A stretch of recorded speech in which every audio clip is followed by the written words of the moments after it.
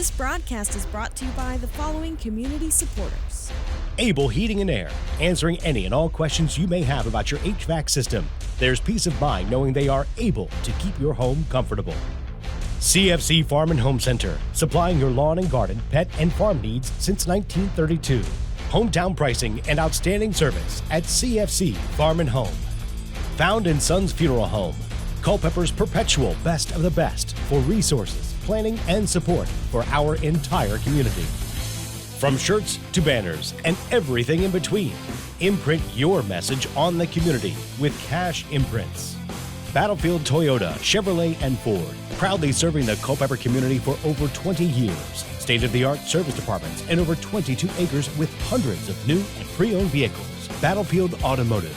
Nominations are now being accepted for the local area sports Hall of Fame. Nominate anyone that you feel is deserving of historical local sports recognition at localsportshistory.com/HOF. K&M Lawn, Garden, and Arborist Supplies. Now located directly across Highway 29 from Eastern View High School. K&M, from grass to trees, they aim to please. UVA Health Culpeper Medical Center is here to care for you and your loved ones. Our high-quality primary and specialty care locations right here in our community. Visit uvahealth.com for more information. All right, from Broman Field, good evening and welcome to tonight's broadcast as the Blue Devils play host to the Yellow Jackets of James Monroe in this, the Blue Devil homecoming game.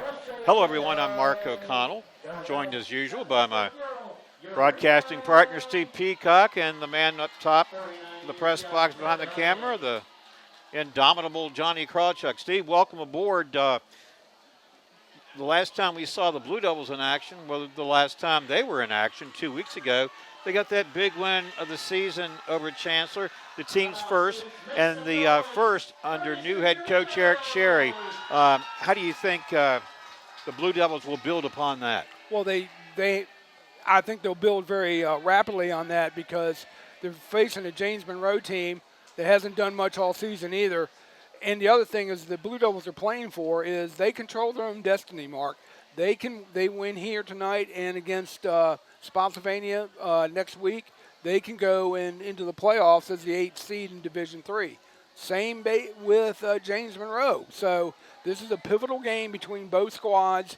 Culpeper is going to be able to build on Chancellor because they started to get used to the offense, I would say. And then they found the way to win. They got better blocking, limited the turnovers and penalties, and had some standout play by a couple players on offense. All right, well said. We'll, of course, revisit that here in a moment. Right now, you're looking at the team captains for both teams. Left to right for the Blue Devils, Griffin Tanner. Number 53 is Brendan Stover. 34, Riley Vineyard. And number 15, Dalton Butler. Well, when we last saw them, Griffin Tanner was out of the lineup, but he's back, and that's certainly some good news. And as you pointed out, James Monroe, this is the second time I've seen them. We saw them earlier in the big loss to Eastern View. Steve, James Monroe, you look at the crowd tonight, pretty good home crowd for the Blue Devil homecoming, but across the way there, not a lot of people here in support of James Monroe. And the thing is that James Monroe is not the team that so many of us had grown accustomed to all those years. Exactly. Under Coach Rich Survey, they're all perennial playoff teams, and they've won state championships. And right now they're in a kind of a downward turn, not spiral, but in a down year. And so they're just, Coach Coghill's a good coach. He'll get it turned around, but it's just a tough year for him. So last week the Blue Devils had their bye. The week before that they beat Chancellor. James Monroe was in action last week. They lost to Spotsylvania, and Spotsylvania appears on Culpeper's schedule for next week in the regular season finale. So we're bringing you the action tonight, Blue Devils versus the Yellow Jackets of James Monroe, and Culpeper's crosstown rival, Eastern View, is in action tonight at Chancellor. And we were just talking about Chancellor because that was a team that the Blue Devils defeated for their first win this season, and I know that was a huge win for Eric Sherry. But one of the things you pointed out, Steve, and this was so important for Culpeper, is that they had a better performance against Chancellor, did a little bit better job at tackling, and cutting down the penalties had to be job one. Yes, it sure was, and that was the thing that was killing them. And because they were in a few games But then, of course, but at the beginning of the season, they were young, trying to learn a new offense, and so there was a lot of issues at the beginning of the season. I think now they've ironed that out, and they, like I said, they had a real good game against Chancellor, and see if that can carry over into the next game. And like I said earlier, they got a lot to play for. Yeah, and you can't help but think that getting that win over Chancellor injected some sense of enthusiasm into this team and some belief that, hey, we can win some football games. Well, teeing it up for Culpeper is number 63, Saul Acevedo. Will be kicking off to Culpeper. James Monroe will be receiving as we start things here tonight at Broman Field. Here's the kick, and we are underway. It's a short kick, going to be fielded inside the 20-yard line. Out across the 25, the ball looked like it was loose, and there's a fight for it. Let's see who's got it. Returning on the kickoff there was Tycori Pettis. And it looks like James Monroe will keep possession. So we'll see the James Monroe offense setting up here as we start things in the first quarter. And Culpeper's going to want to come out strong here, Mark. They want to set the tone early, and again, try to get pressure on James Monroe's quarterback, and don't give up the big play. That's what you want to ask your defense to do. Play sound football, tackle, do your fundamentals, and just don't let the receivers get behind you or do not commit a costly turnover or penalty. When we saw James Monroe play against Eastern View, they did not play quarterback Ryan Wolfenbarger, but he is in the game tonight for James Monroe. They go to the run. Straight ahead they go to about the 30-yard line and pick up about 3 yards. 2nd and 7 coming up here. The running back was number 33, Moses Evans, and he'll carry the bulk of that rushing load for James Monroe. And again, also, I think it's important defensively that Culpeper starts to own the line of scrimmage here against the James Monroe offensive line and let the linebackers come on in and clean up the tackles, or their outside linebackers, number 3, Caleb Brown. He can make plays.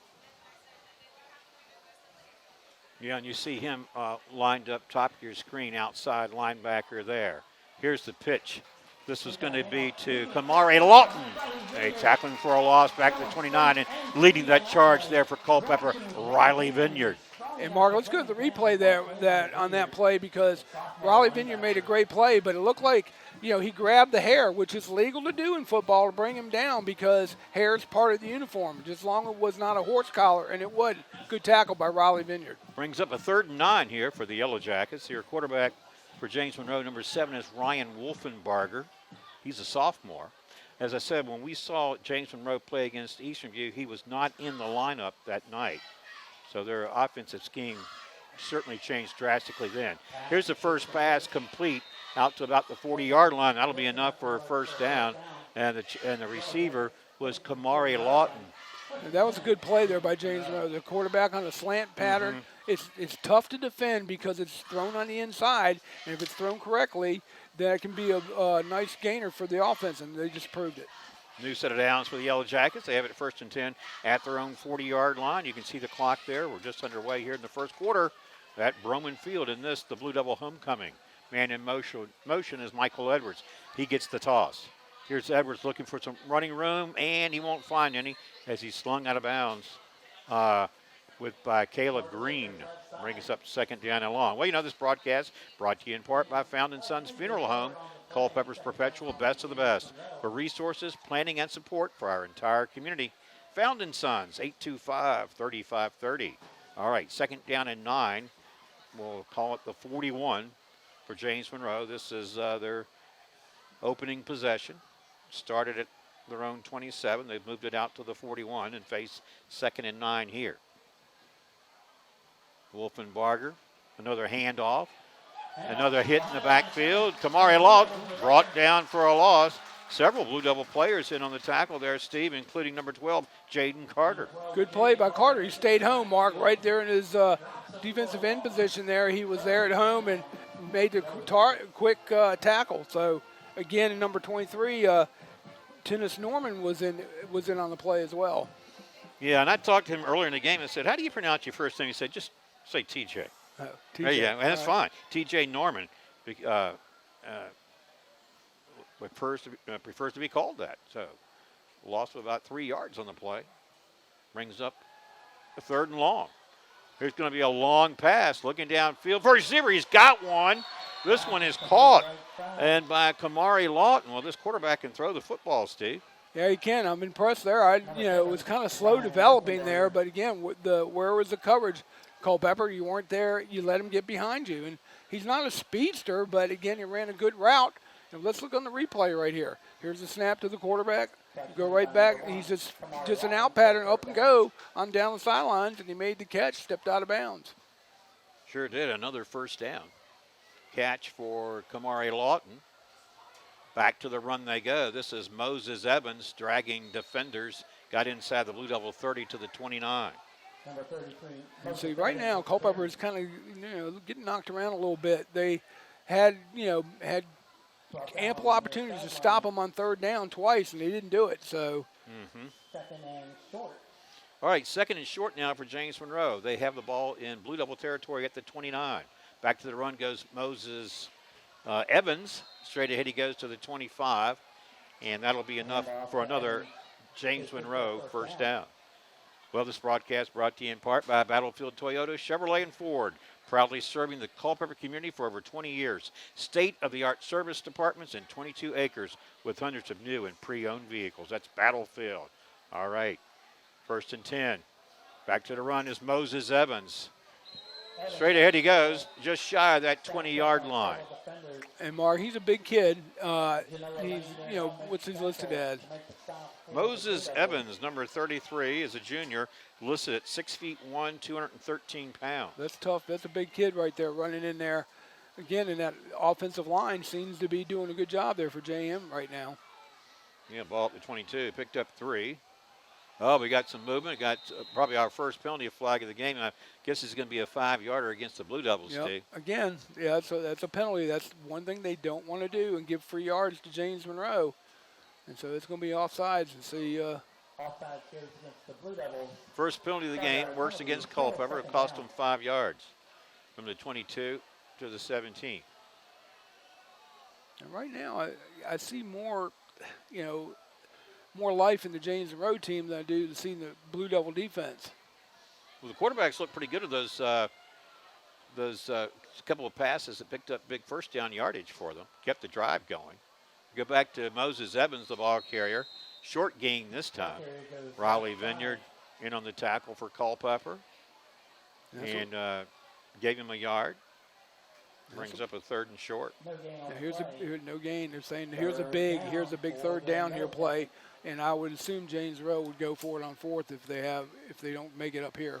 Yeah, because you have a 2-down situation here, don't you? Have the ball at the 16-yard line. You've got 3rd and 2 here. Man in motion. Wolfenbarger is your quarterback. We've got a whistle and stoppage for this one. And we might have a legal procedure against James Monroe. There it goes. So the 5 yards will go back the other way. All right. Well, this broadcast brought to you in part by Cash Imprints. From shirts to banners and everything in between, imprint your message on the community with Cash Imprints. 317-1473.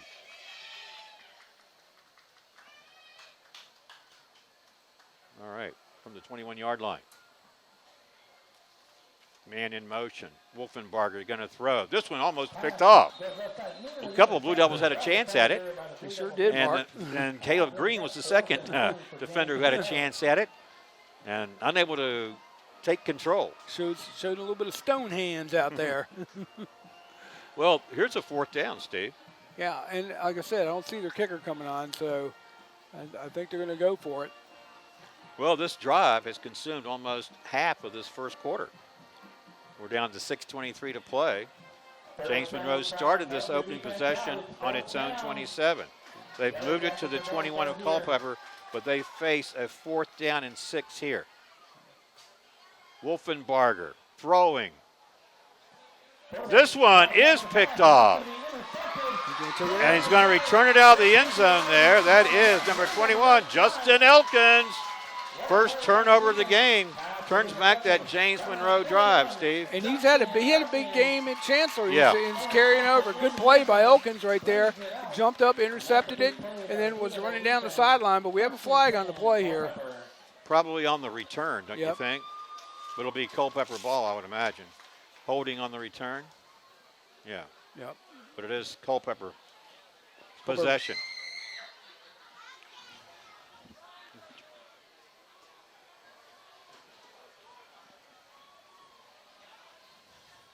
Anyway, we'll get a chance to see the Blue Devil offense, Steve, for the first time in 2 weeks.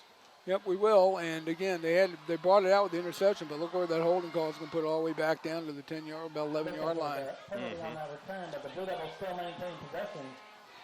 Now, see, the Blue Devils can generate something offensively here. All right. Well, you know, the quarterback is Jeremiah Johnson. He wears jersey number 10. He goes under center in this formation. Got Caleb Green back there, Jakari Edwards in the backfield. This is Edwards trying to spring loose. Can't do it as the a horde of Yellow Jackets, perhaps even a nest of Yellow Jackets there, Steve. They were mad wrap him up pretty quickly. They were mad as hornets. And right there. And again, but there was poor blocking up front. If you're going to run this flex mode, it's got to be crisp, quick. You know, you can't have these slow developing because the defensive line is going to make you pay. All right, here, they lost a yard in the play, 2nd and 11. Hand off. This is Caleb Green. He lost his footing, then he went down for a loss as well.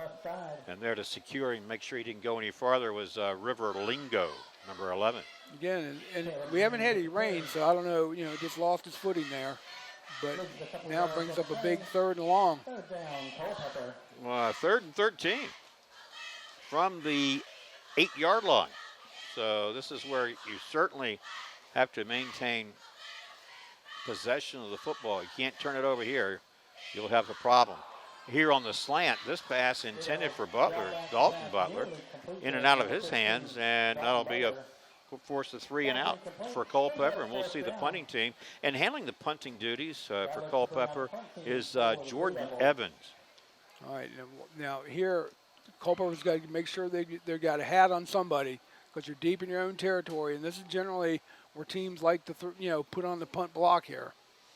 Yeah, you figure James Monroe will get good field position off this punt. Here's the kick. A fair catch, I think, called for. If not, that's a good defensive special teams play made by Culpeper's number 11, Logan Allen. Yeah, it was legal. There was no fair catch signal, so that was a legal hit. And James Monroe really lucky they were able to pounce on the They were lucky. And so, but now they got good field position for James Monroe and see if Culpeper defense can hold him out of here again. From the 36, James Monroe's offense will restart for the second time here in this quarter. They used about 6 minutes of the first quarter clock on their opening possession, only to be turned away with the interception by Justin Elkins. But now, after a 3 and out by Culpeper and a punt, a short kick, Moses Evans and James Monroe will try to take advantage of excellent field position.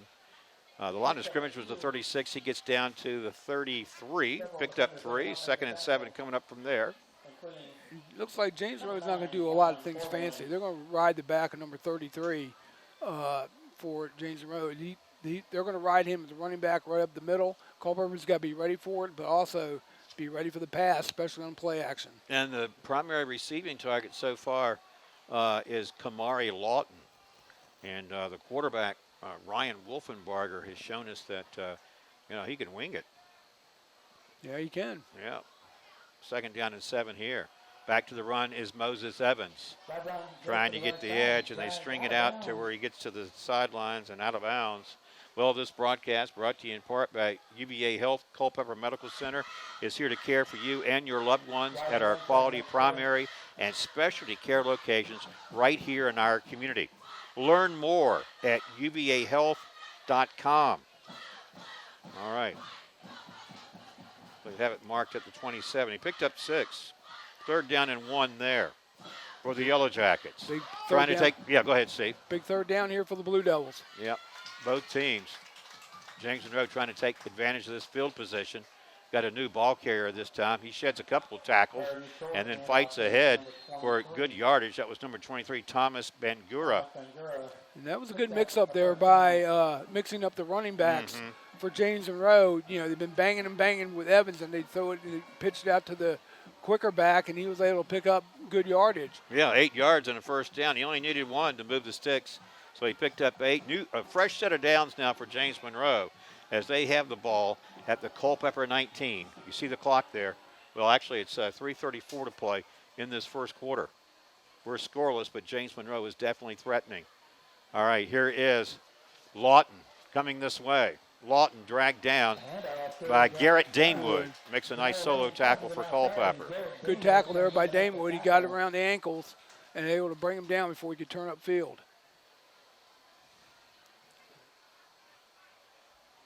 So,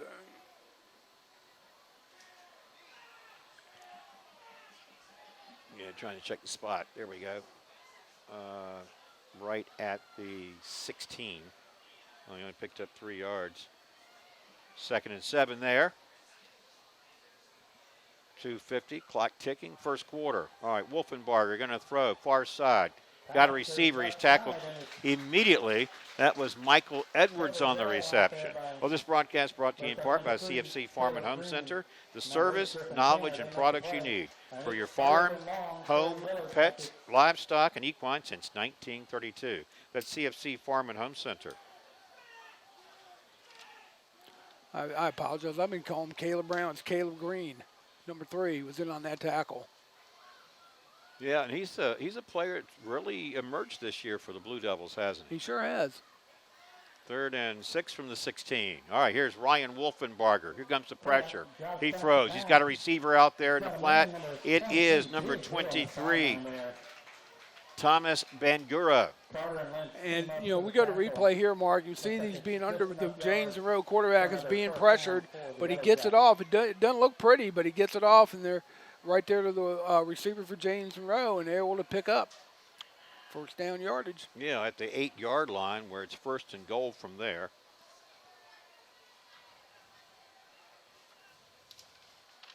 So you got to figure out Culpeper's, you know, their defense is getting a little tired too. You can see it. They just, you know, they got their hands on their hips. They got to be all ready to play. All right, back to the run. Moses Evans cannot escape the grasp of Riley Vineyard. They stop him right at the 5-yard line. 2nd and goal from that spot.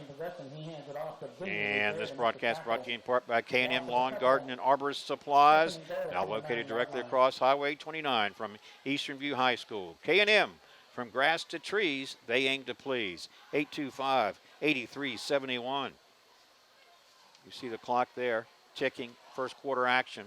This is James Monroe's 2nd possession of the game, or this quarter, and they were the beneficiaries of excellent field position starting at the Culpeper 36. They now have it at the 5-yard line. Oh, wow, there's a quick strike far side, immediately tackled by Caleb Green. Was the unlucky target there, Kamari Lawton, Steve. Let's go to replay on that. You can see Green read it the whole way, and he was right there, almost intercepted it. He was right there when the ball got there. So, again, nice stop for the Blue Devils. Yeah, he lost some yardage on the play because the line of scrimmage was the 5, I believe. They moved it back now. To the 14. Yep. All right. Wolfenbarger throwing to the end zone. And this one looks like it's caught for a touchdown by Kamari Lawton if the play sticks. I don't see any laundry on the field, Steve. No, but let's go to replay on that. That was a heck of a catch, but again, no pressure on the quarterback. He just lofted it up there. And you got to give number 1 for James Monroe. Kamari Lawton, and he's really been the main target, hasn't he? Yeah, I mean, with between 2 Culpeper defenders on the play, just went up and high pointed the ball and came down with it. Touchdown, James Monroe. Yep, Kevin Mahoney on for the point after, and the holder is number 32, a player that didn't make our roster. Kick is up. Kick is good. 7-0 in favor of James Monroe. All right, well, this broadcast brought to you in part by, well, just to tell you that nominations are now being accepted for the local area sports hall of fame. Nominate anyone that you feel is deserving of respectful local sports recognition at localsportshistory.com/HOF. And we're down to 11 seconds remaining here in this first quarter. Well, Steve, 2 possessions by James Monroe. They were turned back the first time, even though they consumed about 6 minutes of that first quarter clock. They had an interception by Justin Elkins by the Blue Devils that turned the ball over to Culpeper. But Culpeper on its own 11-yard line went backwards, and on a 4th down punted, short punt, James Monroe took over at Culpeper's 36, and it really put James Monroe in a position to score first here tonight. It sure did. They gave him excellent field position, and then again, they gave up big plays on third down. Yeah. And you can't do that and expect to win a ball game. You've got to be able to, if you can stop them and put them in third and long like Culpeper did, you need to really close the door and make them punt. But now they're only down 7. It's first quarter, 11 seconds to go. Plenty of time and playing in the game. That Culpeper just, I think, has got show a little bit more energy, Mark. They're kind of like, going through the motions the way I'm seeing it so far. They need to get a little bit of fire under the belly, and I think maybe that touchdown score might do to wake them up. Well, maybe so, and I think also they certainly weren't benefited by the fact that they had such poor field position to start their offense here tonight. Here's a kickoff. It was a short one. It's covered up at inside the 30-yard line. That's where the Blue Devils will set up on offense. A little better situated than they were the first time when they started at their own 11. Late here in the first quarter, you see the score is 7-0 in favor of the Yellow Jackets. Well, I guess James Monroe must have missed Ryan Wolfenbarger when he was out of the lineup. Yeah, they must have, because he's shown me something the way his, the arm strength. He throws a beautiful ball. All right, so Culpeper takes over on its own 27. Jeremiah Johnson under center. All right, nice run.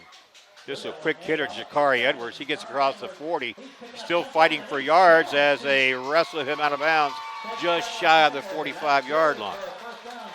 That was a heck of a run there, Mark. We go to replay right here. Look at the misdirection. Kind of got James Monroe looking the wrong way, and then Edwards just breaks through on the line, and he will not go down. It takes a whole host of Yellow Jackets to finally force him out of bounds. Good run, good play by the Blue Devils. Good determined run by Jakari Edwards, and that ended the first quarter. All right, with our score, Yellow Jackets 7, Blue Devils nothing. We'll take a quick break and come back for the start of the second right after this. Keep it right here on the Culpeper Media Network, where you're watching Blue Devils football. This broadcast is brought to you by the following community supporters. Able Heating and Air, answering any and all questions you may have about your HVAC system. There's peace of mind knowing they are able to keep your home comfortable. CFC Farm and Home Center, supplying your lawn and garden, pet, and farm needs since 1932.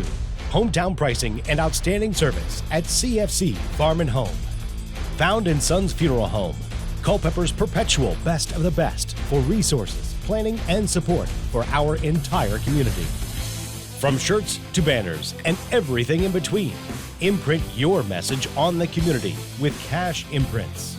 Battlefield Toyota, Chevrolet, and Ford, proudly serving the Culpeper community for over 20 years. State-of-the-art service departments and over 22 acres with hundreds of new and pre-owned vehicles. Battlefield Automotive. Nominations are now being accepted for the local area sports Hall of Fame. Nominate anyone that you feel is deserving of historical local sports recognition at localsportshistory.com/HOF. K&M Lawn, Garden, and Arborist Supplies. Now located directly across Highway 29 from Eastern View High School. K&M, from grass to trees, they aim to please. UVA Health Culpeper Medical Center is here to care for you and your loved ones. Our high-quality primary and specialty care locations right here in our community. Visit uvahealth.com for more information. Well, welcome back to our broadcast, where Garrett Damewood just ran for the Blue Devils' first down of the game. Good play. It was on a reverse. Handoff. Let's go to replay. Look at it right here. Handoff to Caleb Green, who then hands off to Damewood. Damewood found the edge and picked up a big gain for the first down for the Blue Devils. And now the ball resting in James Monroe territory at the Yellow Jacket 44. Opening minute here, this second quarter. Blue Devils trail 7-0.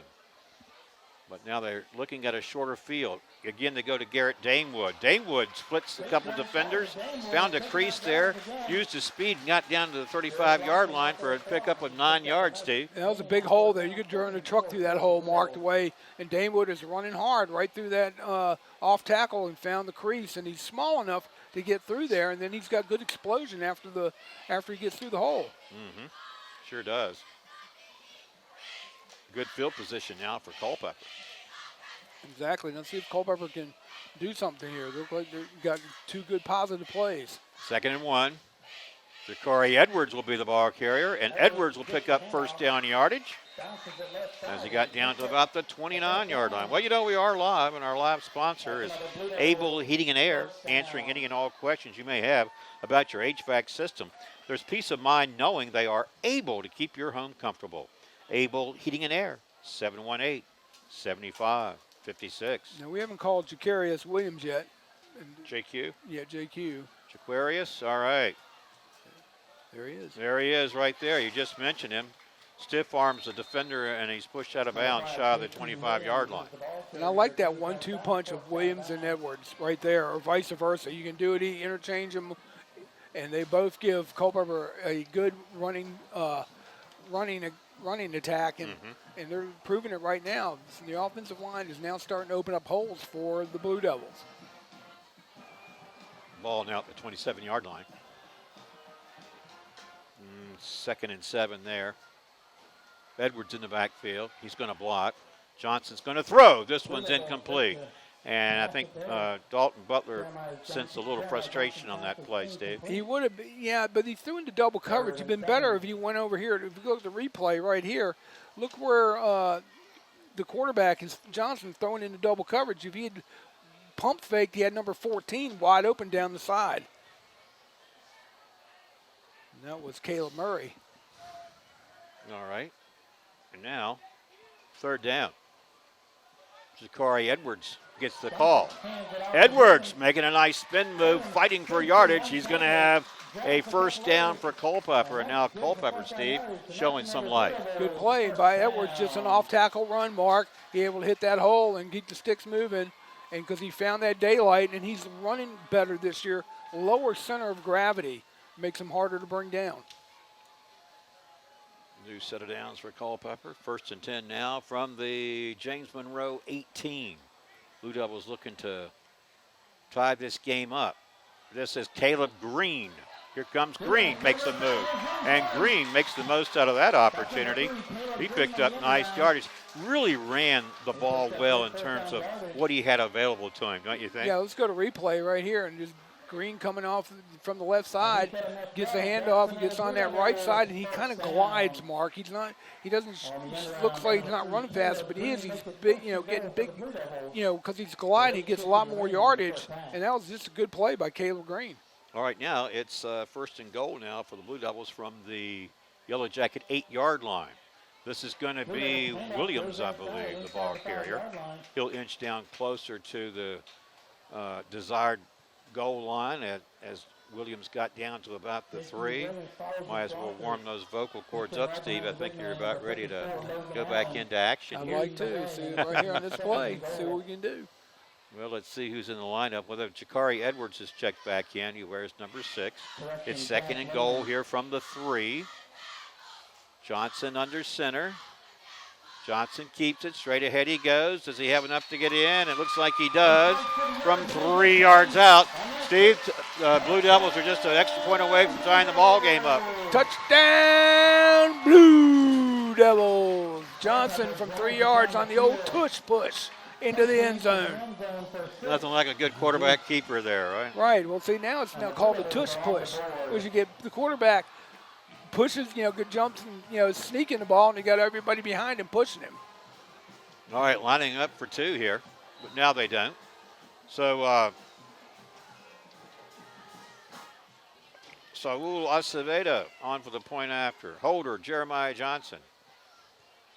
Acevedo's kick is up, and we're tied. 7 apiece, 8:04 to play here at Broman Field, 2nd quarter action. All right, well, this broadcast brought to you in part by Found & Sons Funeral Home, Culpeper's perpetual best of the best for resources, planning, and support for our entire community. Found & Sons, 825-3530. Also, Battlefield Toyota, Chevrolet, and Ford, proudly serving the Culpeper community for over 20 years. State-of-the-art service departments and 22 acres with hundreds of new and pre-owned vehicles. That's Battlefield. 7-7 our score, Steve, and I really felt like coming into this game with the win over Chancellor that Culpeper has a really good chance of defeating James Monroe tonight. I think Spotsylvania will be tough next week. If you look at how the two teams sort of match up with a common opponent, Spotsylvania played James Monroe last week and won 32-6, if by any sense that's some sort of measuring stick. Well, again, Spotsies, they're better than what the record indicates, but again, they get blown out by the real good teams, and they beat James Monroe just like they should have beaten them, and it's going to be a good ball game next week down there. It's going to be tough, but of course, we're going to be right down the road a little bit. We'll be doing Eastern View Cortland game, and that's got big implications. Sure does. All right, Acevedo's kick following that touchdown is going to be fielded at about the 10-yard line by Takori Pettis. Pettis on the return. Pretty good one. Got across the 30. Pretty good field position for this James Monroe offense, which scored first here tonight. Yeah, and Culpeper answered. Now it's tie ball game, and now see if Culpeper's starting to show a little bit of life. That first quarter was they were just kind of, like I said, going through the motions and weren't really on fired up. But now they seem to be fired up now, and I think that score that James Monroe had has kind of lit the fuse there. Yeah, I really think that the first time they had such poor field position, they just couldn't get on track. But then on that scoring drive, you see when we look at it, they, trying to recall, they had started on their own 27-yard line and methodically moved the ball down the field and culminated it with the touchdown run. Yeah. Well, our timeout sponsor is UVA Community Credit Union, strengthening the financial wellness of our members and of the Culpeper community. You can visit them at uvacreditunion.org. And, of course, we mentioned that we are live, and our live sponsor is Able Heating and Air, answering any and all questions you may have about your HVAC system. There's peace of mind knowing they are able to keep your home comfortable. Able Heating and Air, 718-7556. All right, after the timeout, James Monroe on offense, 1st and 10 from its own 31-yard line. Wolfenbarger is in the shotgun, but we've got a 5-yard penalty about to be assessed against the Yellow Jackets because left tackle Nasir Johnson He's a big had boy. an early jump. He did. He kind of tipped where he was going. He was blocking out, so this is going to be a handoff right off tackle. But Well, you know what, Steve? You said he's a big guy. You can't not see him out there. He's 6 feet tall, 300 pounds. whoa. All right. Pushed him back to the 26. Back to the run to go. Moses Evans, and this time they hold him to a short gainer as I believe that was Number Griffin 9. Tanner. Oh, Griffin Tanner, okay. Was it Griffin Tanner making the tackle? Number 8? Yep, you're right. All right. Official timeout for an injured. No, it was 9. I think 9's in there, Was it 9? Yes. Okay. which would have been Juan Forloins Flores. Sure is. Number 33, Moses Evans, is the injured Yellow Yeah, Jackets so the player. injured player was Let's give Moses a round of Evans. applause as he makes his way off the field on his own. Good to see him do that. He's been running hard all night long. That could be a blow for James Monroe if he can't come back. Hopefully, if he doesn't make it back, that takes their power run game right away with him. Yeah. Second down, about 13 here for the Yellow Jackets from their own 28-yard line. You can see the clock running. Second quarter, we're tied up. All right, they go back to their other running back who has nowhere to go, and Caleb Green politely slings him to the ground, and that was the ball carrier, Thomas Bangura. Caleb wasn't going to let go there. He just kind of gave him the old whip. Yeah. Threw him down. Good play. Good play by the Blue Devil defense to see if they can hold here. Yeah, no gain on the play. Yeah. Brings up a third down and 13. Well, the quarterback is Brian Wolfenbarger, number 9. He's in the gun. 3 receivers to the right. He's got plenty of time. He throws it downfield. Got a receiver out there and unable to bring it in. And that was intended for number 6, Connor Franklin. Steve, what happened on that play? How'd you see that one? Yes, look at the replay right here. Number 14 for Culpeper, Caleb Murray is with him side for side, step for step, and able just to reach in, jump up without interfering, and knock that ball away. So good pass. breakup by the Blue Devils. Now brings up 4th down for James Monroe. Dante, let him see you dancing. And it looks like they're gonna go punt. Lining up to punt from about the 15-yard line. It's a high snap. Here comes the pressure. They almost got to it. Let's check the kick. Blue Devils get away from it. It'll take somewhat of a Yellow Jacket roll. I thought they had it blocked, Mark. Yeah. Just went right through his hands. Right. Culpeper takes over on its own 36.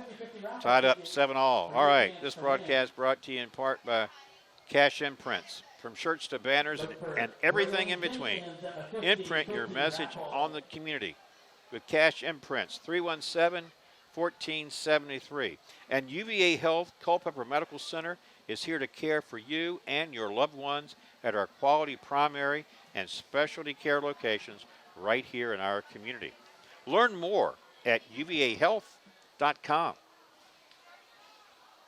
See if the Blue Devils can put together a nice drive here at the end of the second quarter and go in with a touchdown lead on the Yellow Jackets. It's like Riley Vineyard's in the backfield there now with Johnson under center.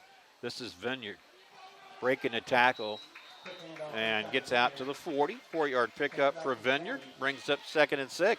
Well, he runs hard, Mark. Yeah, he does. He Yeah. runs hard, and that's a good back to have in there between the tackles. You know, then they'll bring in their 1-2 punch of Edwards or Williams. J.Q. Williams, yeah. So Williams is in the backfield right now. J.Q. Williams, and he wears jersey number 5. Riley Vineyard back in there as well, lining up in that fullback spot as Garrett Damewood goes in motion. Here is Williams. Little delay, looking for an opening that never developed. And they're going to stop him near or at the line of scrimmage. Yeah, I didn't like that play again. Was slow developing. You got to be real crisp and quick on that, and they weren't. So I think Williams was sort of looking for a little bit of a space to squeeze through, and Steve, it just never materialized. They give the Jackets credit. They Yeah. they clogged it up. Well, you watch this game like, we're we're halfway through the second quarter. I mean, to me, it looks like a game that's going to be pretty evenly played. Yeah, it is. I think these teams are evenly matched. It's just whoever's can commit the least turnovers and penalties is going to win this game. Quick handoff, fools no one. Jakari Edwards, the ball carrier, had nowhere to go. They need to go back to the play action a little bit and provide a couple passes, get onto the edge. Run up the middle against that stout defensive line is tough. This will put the Blue Devils in a punting situation, and that means number 24, Jordan Evans, on to punt this away for Culpeper. See if they can handle this cleanly. Evans stands inside his 25-yard line. With Garrett Damewood, this is going to be a fake. Riley Lentz is going to throw it. Got a receiver open.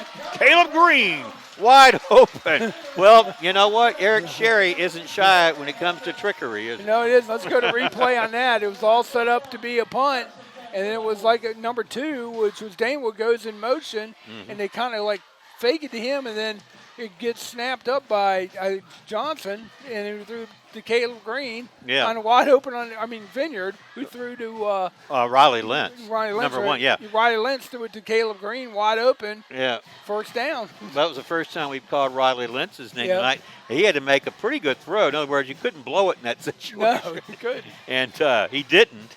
And then Caleb Green didn't as well. Yeah. Made the catch. So now they have it on the James Monroe side of midfield at the 45. Gutsy call there. Really, really is. Got to give him credit. There's Damewood in motion. Ball carrier's Edwards. He's going to try to get the edge here. And he does outrun the defenders. He gets it, makes a cut, and he fights for additional yardage. He's going to be tackled just shy of the 30-yard line. Pick up about 13 yards on the play. Good run there by Edwards, Mark. He was able to get on that edge. I didn't think he was going to get there, but he got there, and it's good blocking up front by the Blue Devils. Got to give that offensive line some kudos right now. They're doing a good job. All right, well, this broadcast brought to you in part by CFC Farm and Home Center. The service, knowledge, and products you need for your farm, home, pets, livestock, and equine since 1932. That's CFC Farm and Home Center. Also, K&M Lawn, Garden, and Arborist Supplies, now located directly across Highway 29 from Eastern View High School. K&M, from grass to trees, they aim to please. 825-8371. All right. Yeah, it's been an entertaining game, and again, a couple of teams pretty closely matched up, and that makes for an exciting game for people to see and for us to call and that sort of thing. And this is the Blue Devil homecoming as well, so we'll have that the halftime festivities as well. All right, looks like number 56 for the Blue Devils. He's a little shaken up. Jaden Hendrickson. Right. He's going back out there. I think a cramp maybe. Because it's warm. It's exceptionally warm for late October, like I said earlier. Well, following that fake punt and a Blue Devil first down, Culpeper is in business at the James Monroe 32. You're in shotgun. All right, here's Johnson. Rolls to his right, throws short. This one caught by Caleb Green. And he stepped out of bounds, it looks like just shy of the 25-yard line. Again, a little short pass. Usually the flex bone, you don't see the quarterback line up too much in shotgun. And I would think if James Monroe starts seeing that and putting it together, that if he's in shotgun, it's probably going to be a throw. So I think Coach Sherry's going to have to keep mixing that up a little bit. All right, 3:38 to play. Here in the second quarter, tied up as you can see. Blue Devils have it at the James Monroe 27. Johnson, quick throw here to the near side. Caleb Green. Caleb Green. Little footwork along the near sidelines gives the Blue Devils another first down, Steve. And Green was right there. I mean, that's there all night. And he just got to throw it. And if you can get 10, 12 yards every time you throw, you're going to move that ball down the field. And they moved it to the 16. That was a pickup of 11 yards by Caleb Green. New set of downs. 1st and 10, Culpeper at the James Monroe 16. Johnson in the gun. He's got Williams beside him. He hands it off to Williams. Williams looking for running room, can't find it. And back to the line of scrimmage, perhaps 1 yard is all that will muster. Yeah. Well, did you know that nominations are now being accepted for the local area sports Hall of Fame? Nominate anyone that you feel is deserving of respectful local sports recognition. You can do so at localsportshistory.com/HOF. All right. 2nd down and 10. No gain on that first down play. Riley Vineyard back in the backfield. He gets the call. And it's a quick hitter straight ahead. Not much doing as well. James Monroe is doing a good job of that Yellow Jacket defense of clogging the middle right there and clogging the holes. And that reminds me, Steve, with you saying that maybe that's the key. Maybe the key for Culpeper is the edge or the outside run. Exactly, and I think that, or, go to play action too and fool them.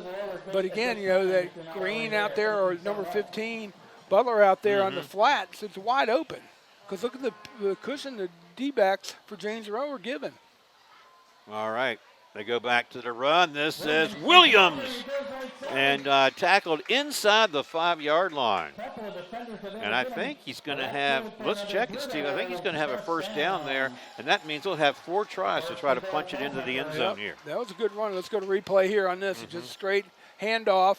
And Williams was able to find the space. And he made a good hard run right there. And now new set of downs, Culpeper 1st and goal. From the 4-yard line.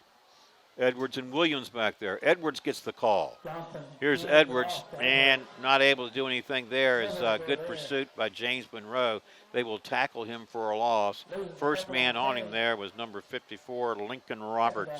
And Mark, if they're going to run that way, they got to bring that receiver down a little bit to do a chip on that outside linebacker or defensive end, because he was coming in there unblocked, and Williams didn't have a chance. Yeah. So if you're going to do that, you better somebody better account for that. And, maybe stick 2 men on him. Lost a couple of yards. 2nd and goal now from the 6. In the backfield, Caleb Green resetting here. Garrett Dingwood gets the signal to move a little farther down to the right. Edwards is back there. They fake it to Edwards. Johnson Going to throw under pressure. He's got a receiver out there. It is caught by number 12, Jaden Carter. Touchdown, Blue Devils. Pass from Johnson to Carter. 6-yard touchdown score. Blue Devils on top. 13-7. Mark, let's go to replay on that. It's beautiful fake up inside and then that throw. And look how number 12, Carter was just able to high point and get, high school. You only need 1 foot down. Here he is in the back corner of the end zone. Good catch, touchdown. Going for 2 here. Johnson throws. End zone caught. Riley Lentz. No, it was coming back, so they moved. They weren't set. Oh, okay. I have to do it over. Okay. Yep. You like them going for 2 here? Put you up 15-7, but now with the penalties, it's going to be 5 yards here. I'd be going back to there, going the field goal. Yeah, the point after. Point looks after, like that looks like it's what they might do here. Yeah, well, I like the idea of trying that. But they weren't set. You all got to be set in the line for at least 1 second. They weren't there. All right, Saul Acevedo on for the point after. Jeremiah Johnson, who threw the touchdown pass, is the holder. And here's Acevedo's kick. Up and good. 14-7 our score in favor of the Blue Devils. Well, Steve, Culpeper started that drive on the 36, and they were looking at a 4th and long. They went on the fake punt, converted it, and then they kept it thereafter and put together a nice scoring drive, capped by that 6-yard touchdown pass from Jeremiah Johnson to Jaden Carter.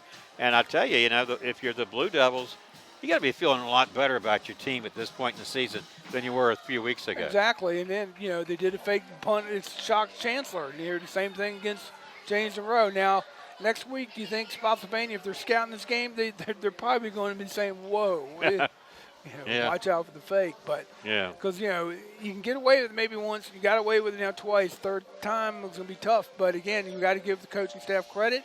They called it, and then Blue Devils executed it. Well, then they'll probably be hard-pressed to try to devise a different-looking wrinkle to try to pull off the same play. Right? I know. But you're right. I mean, how many times can you go to that? That's true. But you never know. And see, so we're going to see right here. It's got 56 seconds here to go in the first half. Culpeper is just going to make sure to keep James Monroe, get a good tackle here on this kickoff. All right. That means Saul Acevedo kicking off for Culpeper. He's 2 for 2 on his point after touchdowns. Here's his kick. This is going to be fielded at the 10-yard line. This is Lawton.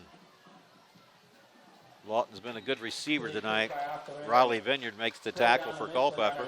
He seems to be playing pretty inspired football right now. Yeah, he does. He's a little stud. Feeling pretty good about it. James Monroe will bring its offense back onto the field, trailing by 7 points late here in this second quarter. Vineyard, what's he, a sophomore?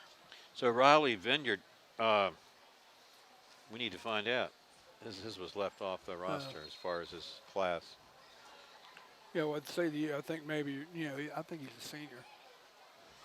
Looks like we may have a timeout. Well, our timeout sponsor is UVA Community Credit Union, strengthening the financial wellness of our members and of the Culpeper community. You can visit them at uvacreditunion.org. All right. Any word on the Eastern View game, Mark?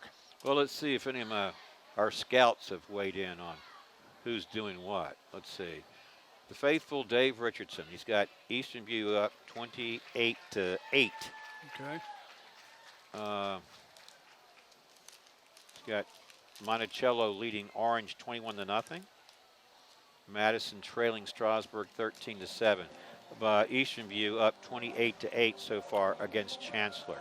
Okay. So they're bouncing back. Yeah. Well, I just think King George has a very good football team. And how good do you think Verina is? And the reason I mentioned Verina is because in the power ratings, the last I saw, King George was 1, Verina 2, and Eastern View 3. Still that way. Yeah. And Huguenot dropped. And Dinwiddie moved up to 4. The number 4 spot? Mm-hmm. Yeah. Powhatan's number 5. Incomplete pass intended for Michael Edwards. Well, if weren't we thinking Dinwiddie maybe wasn't as good as last year, but then someone maybe mentioned that their schedule has been pretty tough. It's real tough. Yeah. And now Culpeper's region 3B is they went out. They'll get the number 8 seed. Of course, they're going to go in at 8th place, number 1. That'd be Kettle Run. Kettle Run's undefeated. And right there, and then Brentsville's like 3. Number 2 is Thomas Jefferson of Richmond. In that division, looks like we got a penalty here against the Blue Devils. Yeah, didn't see what happened there. 45 seconds remaining here in the second quarter. They reset the sticks, and James Monroe has it 1st and 10 from the 41. Ryan Wolfenbarger, the quarterback in the gun. Blue Devils show pressure. Here it comes, and he throws incomplete again, and this time nowhere near the intended receiver, and that was in the area was Connor Franklin. Yeah, he was under pressure, though. Number 9 for Culpeper was bearing down on him, and that's Flores. Juan Forloins Flores. 2nd down and 10 from the 41. 41 seconds remaining. Clock stopped with the incomplete pass. You can see 14-7 Culpeper on top. Ryan Wolfenbarger, the quarterback in the gun. He's got a running back on his flank there. That's to Corey Pettis. 2 receivers to the right and to the left. Here come the Blue Devils. This one looks like he's going to be picked. No! Caleb Green looked like he had it, unable to hold on to it. I thought he had it too, but I think it skipped in the ground right there. I thought he just couldn't get his hand underneath it. You know, he seems to be a kid that really just puts himself in the right spot, though, He does. He's a good athlete. I mean, yeah. He's got a younger brother that's the quarterback of, the Floyd T. Benz, and is doing very well. It's good to know. Yeah. Well, with the incomplete pass again, clock stopped. 37 seconds to play here in this second quarter. It's 3rd and 10 from the 41 for James Monroe. Three receivers to the right this time, as Wolfenbarger drops back to pass, throws downfield. This one incomplete. Had a couple receivers sandwiched in between a couple of defenders, and the ball went to no one and hit the grass instead. So the incomplete pass brings up 4th and 10. What does James Monroe do here, Steve? Do they go for it or punt it away? Well, I think they might have to punt it because they don't want to give Culpeper another shot at it, but we'll see. They bring their quarterback out. And, I just want to confirm Riley Vineyard is a sophomore. Okay. So, well, Wolfenbarger and his teammates have lined up as if they're going to go for it here, and they do. He throws near side. He's got Lawton, and it's a little flea flicker. Watch out here. He gets it. This is unbelievable, Steve. Yep. He gets it to Thomas Bangura, and Bangura takes it to the house. A little trickery of their own is James Monroe. If there's not a penalty flag down, it's touchdown Yellow Jackets. And let's go to replay here, Mark, because it was a hold hitch and go. I think hook and ladder. Hook and ladder. Yeah. It just set up perfectly, and Culpeper was caught flat-footed, napping really. And then that James Monroe, he takes it all the way down for a touchdown. What a call by the James Monroe staff. Little fakery on their own. And, they were lining up to go for it on 4th and 10, and it was a play with perfect design and execution. And that little hook and ladder, and number 23, Thomas Bangura, went untouched into the end zone. The point after, kick is up, and it's good. We're tied up 14-all as we're late here in this second quarter. So the Blue Devils, Steve, had an opportunity there, and they just couldn't take advantage of it. No, they couldn't. They were just caught flat out, flat-footed. I mean, I ain't going to say anything else. Don't have to elaborate any further. They did not see that coming. And then when that back, the pitch was right there, it was a just perfect execution of the hook and ladder. And there it was. And he had nobody in front of him, and it was clear sailing. He outran the pursuit of the Blue Devils. But by the time that receiver was getting the ball, and he was already around the edge, the Blue Devils just didn't have anybody back, to slide over and help make the tackle. So am I wrong when I'm saying that, the old hook and ladder is something that you usually see teams do teams try when they're sort of desperate to get back in a game. Exactly. They really weren't. Right. They really weren't desperate to get back into it, but it's like, well, why not try it? Why not try it here? Yeah. I mean, you know, Yeah. just as the fake punt caught the Yellow Jackets napping and led to the Culpeper store, now, you know, the Yellow Jackets answer with They that. sort of hook turned the line. tables on them. Exactly. Yeah. So They're like yeah. saying we could do it too. Well, they're even. They're even. They started out even, and now they're even again. Yeah. All right. We're waiting here this James Monroe kickoff. Here it is. They keep it on the ground. This one's scooped up inside the 20-yard line by Garrett Damewood. Damewood hit hard, There he is. and he was holding his knee, I thought, when he hit, but now he seems to be okay. You felt that one. Yeah. He got hit pretty hard, tackled at the 30-yard line.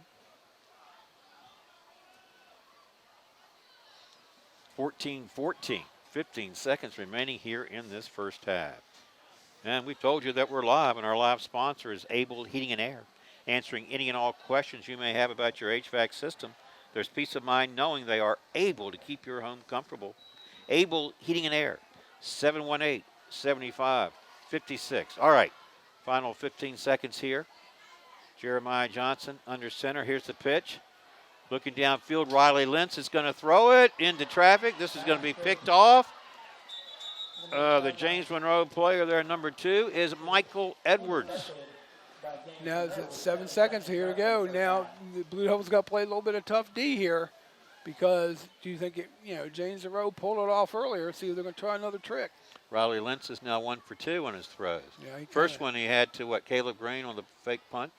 And again, in that if I was the coach, why don't you just take the knee? You're tied up at halftime. Go on in, regroup. You can get the ball start third quarter. So, now you turned it over again, and now you give the Yellow Jackets a chance to add on more to the score if they choose to do that. So. Yeah, and coming on back to the field again is number 23, Thomas Bangura, who moments ago, off that hook and ladder, ran to the end zone untouched to tie the ball game up short of that point after. You got Now here's Wolfenbarger, going to air it out again. Got a receiver out there. This one is caught. Unbelievable catch as Lawton held on to it, but it looks like that's how our first half is going to end. And it does. They were thankful they were able to tackle him.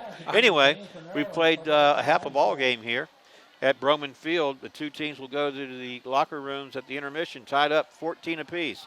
Enjoy the halftime show. We'll come back for the third quarter kickoff if we're done. We're not done. I think there's a flag here. It might be against the Blue Devils. Can't end on a defensive penalty. So keep your seats. Don't go anywhere. Yeah, see what this official's going to call, but there's no time on the clock. So what's the call here? But are you saying that if it's a Blue Devil penalty? Oh, they wave it off. Oh, go back to the intermission. Yeah. Go to the locker room. All right, they're headed that way. All right, keep it right here. We'll come back for the third quarter kickoff after the halftime show.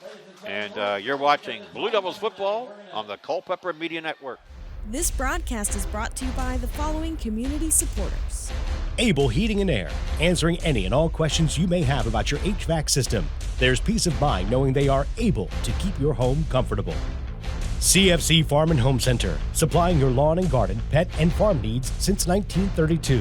Hometown pricing and outstanding service at CFC Farm and Home. Found in Sons Funeral Home, Culpeper's perpetual best of the best for resources, planning, and support for our entire community. From shirts to banners and everything in between, imprint your message on the community with Cash Imprints. Battlefield Toyota, Chevrolet, and Ford, proudly serving the Culpeper community for over 20 years. State-of-the-art service departments and over 22 acres with hundreds of new and pre-owned vehicles. Battlefield Automotive. Nominations are now being accepted for the local area sports Hall of Fame. Nominate anyone that you feel is deserving of historical local sports recognition at localsportshistory.com/HOF. K&M Lawn, Garden, and Arborist Supplies. Now located directly across Highway 29 from Eastern View High School. K&M, from grass to trees, they aim to please. UVA Health Culpeper Medical Center is here to care for you and your loved ones. Our high-quality primary and specialty care locations right here in our community. Visit uvahealth.com for more information. Okay, first up we have freshman Jasmine Nicholson, being escorted by her is a CCHS cheerleader and achieved making the varsity cheer team her freshman year. Jaslyn loves working with children and plans to be a pediatric nurse when she graduates high school. She would like to thank her mom, stepdad, and her previous and present coaches for always being by her side supporting her. Jocelyn Shiplet is a freshman and is the son of Jessica Shiplet. Since starting at CCHS, he's made the varsity football team, is taking honors classes, and has enjoyed meeting good people. Joshy plans to graduate high school with an advanced diploma and then attend college. He would like to thank his parents, Alex Tukuk, and God. Ladies and gentlemen, Jaslyn Nicholson and Joshy Shiplet. Representing our sophomores, we have Ireland Whiteside. Ireland's parents are Helen Logie and Greg Whiteside. Ireland plays for the varsity field hockey and soccer teams and also does track. She plans on attending college and studying in the medical field. She would like to thank her family, friends, and coaches for always being there for her and pushing her to be her best. She would like to especially thank her mom, dad, and her boyfriend Riley for showing up to all of her games and always cheering her on. Riley Lentz is a sophomore. His parents are Abby Lentz and Garrett Lentz. Riley plays for the varsity football team and basketball team. His biggest accomplishment in high school football is to hold the record for throwing the longest passing touchdown in Culpeper High School history. Riley plans on going to college and getting a degree in business. He wants to thank Ireland, his brother Austin, and his grandparents for always coming to his games and being there for him. Ladies and gentlemen, Ireland Whiteside and Riley Lentz.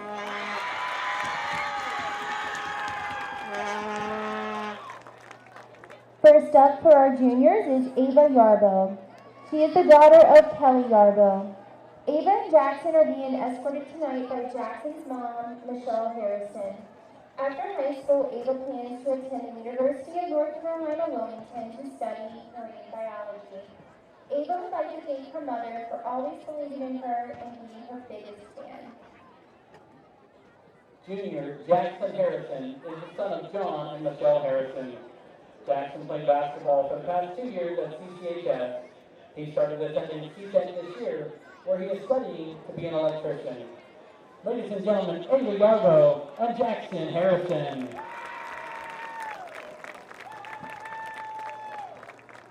Next up for our juniors is Brooklyn Mullins. Her parents are Adam and Sarah Mullins. She is currently the president of the FFA and has been in office for the past 2 years. She is a member of the National Honor Society and played field hockey for 2 years. After high school, Brooklyn plans to attend a 4-year college to receive a degree in engineering. She would like to thank her great-grandfather for not only being her escort tonight, but always being there for her. Her parents for encouraging and supporting her, and all of her friends. Junior Jack Lehman is the son of Jack Lehman Sr. and Samantha Lehman. Jack has played football and wrestled for all 3 years at CCHS. He has been a varsity starter on the wrestling team since his freshman year and was a state alternate last year. After high school, he plans to pursue a degree in business at Liberty University, then take over his father's company. Jack would like to thank his father, who is escorting him tonight, for always being a positive influence in his life and supporting him no matter what. He would also like to thank his grandma Sally, Aunt Carla, cousin Kira, and sister Katie, as well as Uncle Jerry and stepmom Deborah, for all being here tonight. Ladies and gentlemen, Brooklyn Mullins and Jack Lehman.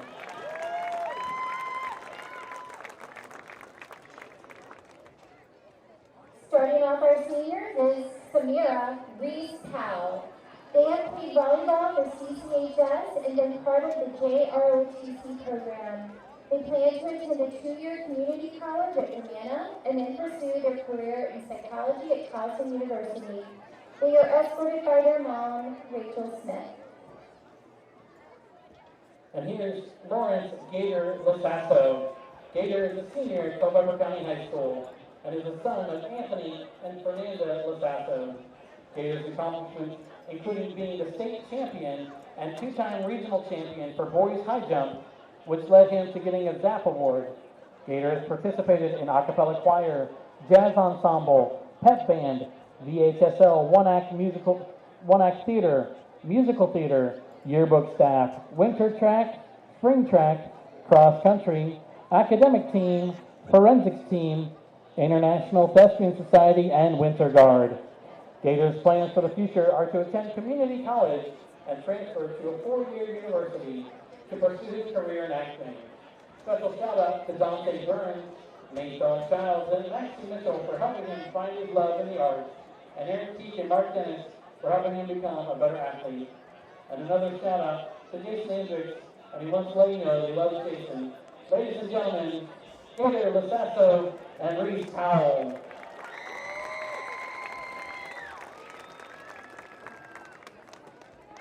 Senior Alexis Strickland is the daughter of Michelle Weathers and Brandon Strickland. Alexis' activities at CCHS include varsity cheerleading, varsity field hockey, and 1 season of track and field. She has been a member of SCA Executive Council all 4 years and is currently the senior class president. She is also the editor-in-chief and has been on the All-A or All-AB honor roll every year. Alexa plans to attend a 4-year college, hopefully JMU, to get a business degree and then return to Culpeper and start a nonprofit organization. She would like to say a special thank you to her Nana and Mom. They have pushed her so hard to do everything she can while she has the chance. They are always there for her and she loves them so much. Senior Carson Rice is the son of Jason Rice and Angie Rice and is being escorted by Angie Rice. Carson made the AB honor roll in both 10th and 11th grade and is a member of the SCA and has been on the track and field team for 3 years. He plans to attend a 4-year college, hopefully James Madison University, to major in information technology and then join the workforce after. Carson would like to say a special thank you to his parents for being there through all the hard times and pushing him to be where he is today. Ladies and gentlemen, Carson Rice and Alexa Strickland.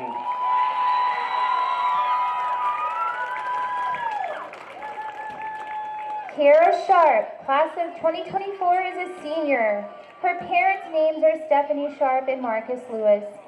Kara attended States her sophomore year with the competition cheer team and did FCCLA for junior year of school. After graduation, she plans to take a gap year and then attend ODU to major in fashion design and business. Special thanks to Melissa Innamorato, her old cheer coach. To all of her teachers, her mom and friends, Samantha, Lily, Kiara, Simone, Keelan, and Emily, for being there for her when she needed you the most. Senior Davian Jones is the son of Cecilia Nelson. His accomplishments at CCHS include being on the all-academic team and receiving CTEC certification. His plans for the future are to live life and get money. He says, I give a special thank you to my mom and God for getting me to where I am today. Ladies and gentlemen, seniors Davian Jones and Kira Sharp. Senior Haley Metzger is the daughter of Anne-Marie Metzger and Lee Metzger. Haley received a letter jacket for her grade average, was selected as an all-district and all-region pitcher during the high school softball season, has committed to Randolph College for softball, and received a scholarship from the school. Haley plans to graduate with her cosmetology license, walk the stage at graduation, and enjoy her college future. Haley would like to say a special thank you to her father for showing her she can do anything she puts her mind to, her mother for being open and supportive of all her decisions, and Logan's family for welcoming her with open arms. Senior Logan Allen is the son of Sharon Allen and Matthew Allen. Logan played football for 4 years of high school. He got accepted into the CTEC HVAC program, which resulted in him getting a job in HVAC. Logan plans on going back to work in the HVAC while working towards getting his journeyman's license. Logan would like to thank his teachers and coaches that helped him to get where he is now. Ladies and gentlemen, seniors Logan Allen, and Haley Metzger.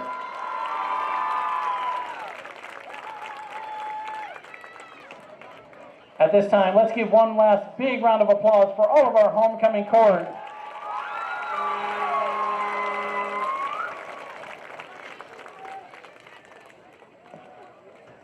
And at this time, we would like to announce our homecoming king. This year's 2023 homecoming king is Lawrence Gator Lasasso.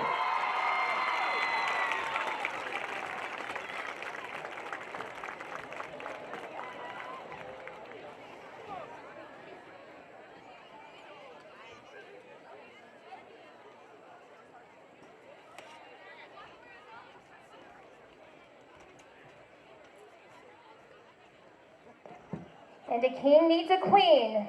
And this year's queen is Reese Powell.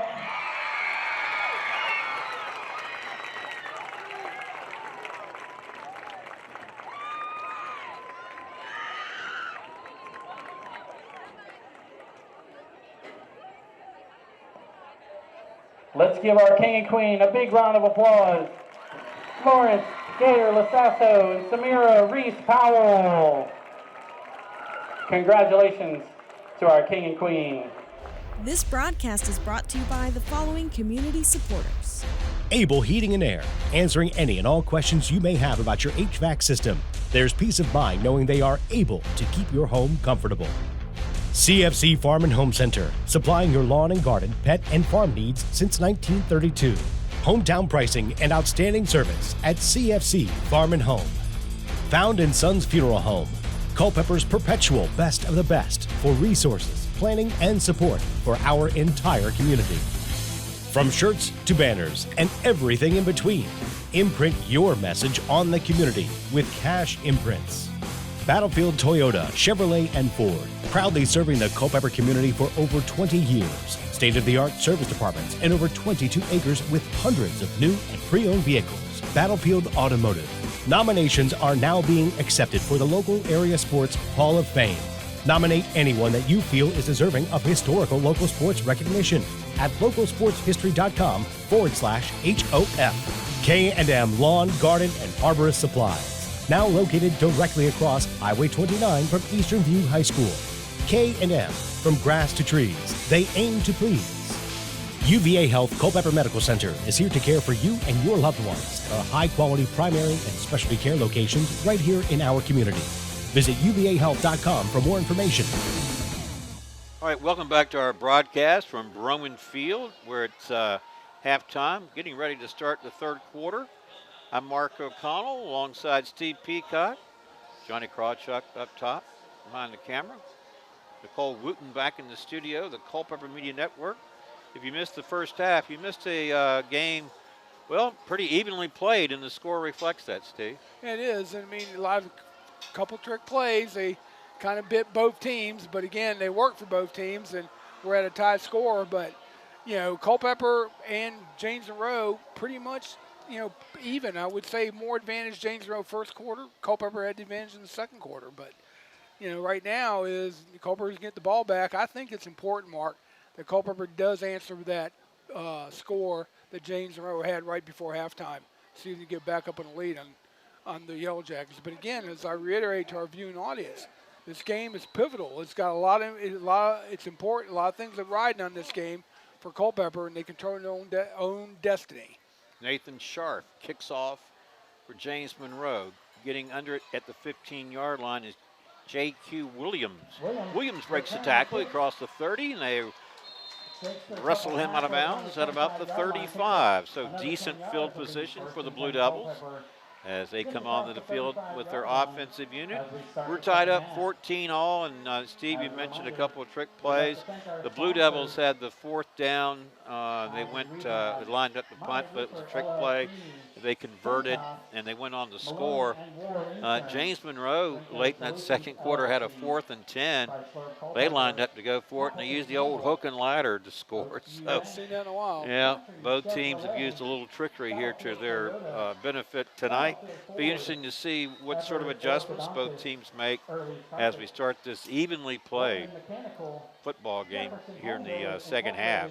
First half very evenly played as Jakari Edwards gets behind the block and gets out to about the 45-yard line. And Mark, I like how Edwards and JQ, they both don't look like they're speed guys getting there, but they're very deceptive in how they run. They see the hole and then they hit it, and they're able to shed tacklers far, and I think that surprises defense of how they are able to, they're strong. They don't look that way, but they are a very strong, hard runner. All right, to the 46, brings up 2nd and 1. This will be a first down easily as Jeremiah Johnson keeps it, crosses midfield into James Monroe territory at the 47. That was a good play, the old quarterback sneak tush push. And again, I wonder if Culpeper is going to go back with Johnson under center and shotgun. Looks like he's going to start him under center here. See if they can operate more a little bit that flex bone. Jakari Edwards behind him. 1st and 10. They have a whistle and stoppage of play. And it's going to be a false start, I think, against the Blue Devils. We'll see.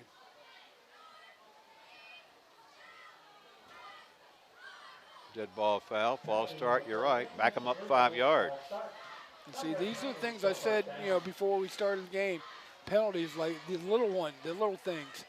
I think that was basically somebody could have lined up in the neutral zone. I didn't see anybody move, so it had to either be lined. I think he was lined up wrong. Let's see. Make it 1st and 15 now for the Blue Devils from their own 48. Edwards alongside Caleb Green. Who gets the call? Green. Nice run. He had a little bit of a crease there to run through. Lowered his shoulder. Put the ball back on the JM side of midfield. Gets a lost yardage back. And the ball now at the 47. Good hard run by Caleb Green. He hit that hole hard and kind of shocked James Monroe a little bit that he was getting the ball. All right, got the 5 yards back. 2nd and 10. Handoff. This is Jakari Edwards over the right side, just shy of the 40-yard line. Was mixing it up here with their running backs, Steve. Yep. For the 42. Picked up 5. Brings up a 3rd and 5. Very doable here for the Blue Devils here on 3rd and 5. Dalton Butler, top of your screen, wide left. Garrett Damewood in the slot there.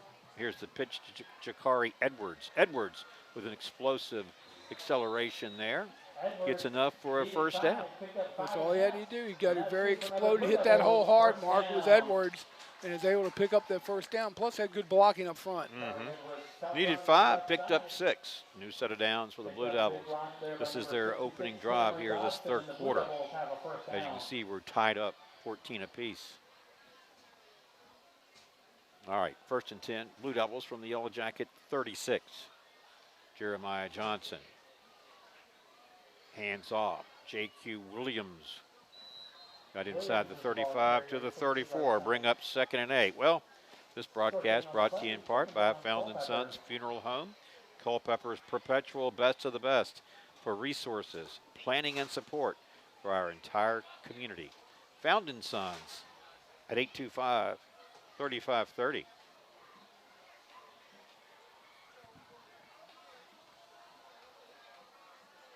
Here's a 2nd down and 8. Damewood in motion. He gets the pitch. Here's Damewood, tackled at the 30. Making the tackle for James Monroe, number 54, Lincoln Roberts. Damewood had the hole. He had that hole there, but it closed on him pretty quick. And James Monroe, was able to stop him for about 3 yards. We got a 3rd down and 5 here from the 31. This is 2-down territory, I do believe, here too. I think so, yeah. Likely so. All right. Caleb Green in motion. They fake it to him. Now they throw. They got a wide open receiver out there. Jakari Edwards. He's into the end zone from 31 yards out. Touchdown, Blue Devils. John, let's take another look at that one, Steve. Tell us how it all unfolded. Right here, just very easy. Looked like it was going to be a run play, fake to Caleb Green, and then they had Jakari Edwards on a little wheel route going down the sidelines, wide open, and a good pass. Johnson was able to float it out there to him, and Jakari Edwards did the rest in for a Blue Devil touchdown. I kind of thought that initial fake maybe sort of froze the defense long enough to spring him open, don't you? Mm-hmm. Johnson the holder rather. So Acevedo, the point after, is good. He's 3 for 3. 21-14 our score in favor of the Blue Devils. So, Steve, you said it was very important for Culpeper when they started this third quarter on offense to answer what James Monroe had done late in the second quarter. Yeah, it was, Mark. It was a very important drive. Now it's going to set the tone for this second half, and now it's Culpeper's turn to play lights out defense here. Do not give up a big play to James Monroe. You know, whereas you got to stay home and play. You know, everybody defensive line's got to play their gaps along with the linebackers and try to make plays, and that's what they're going to have to do here on defense. And just don't give up the big one to James Monroe. Sounds good. Well, this broadcast brought to you in part by Battlefield Toyota, Chevrolet, and Ford. Proudly serving the Culpeper community for over 20 years. State-of-the-art service departments and 22 acres with hundreds of new and pre-owned vehicles. That's Battlefield. All right. Saul Acevedo tees it up for the Blue Devils. Will be kicking off with a 7-point lead here in the third quarter. James Monroe will look to answer Culpeper's opening drive for a score here in the third. This one's going to be fielded inside the 10-yard line by Lawton. He's been a go-to player for the Yellow Jackets tonight. Pretty good return across the 30. So a decent field position, and a penalty flag comes in late. Yeah, I think it's going to go against Culpeper here for probably a late hit. We'll see. Or unnecessary roughness. You know, it seemed like up until that point, Steve, there haven't really been a lot of penalty flags tonight. This may be a big one, though, because it's a personal foul. Yep. Will it be 5 or 15? No, it's going to be 15, I think. All right, well, as they march this one off, we'll tell you this broadcast brought to you in part by Cash Imprints. From shirts to banners and everything in between. Imprint your message on the community with Cash Imprints. 317-1473. And UVA Health Culpeper Medical Center is here to care for you and your loved ones at our quality primary and specialty care locations right here in our community. Learn more at uvahealth.com. All right, after the penalty, James Monroe will have outstanding field position at its own 47-yard line. There's a timeout. All right, and that reminds me that our timeout sponsor is UVA Community Credit Union, strengthening the financial wellness of our members and of the Culpeper community. You can visit them at uvacreditunion.org.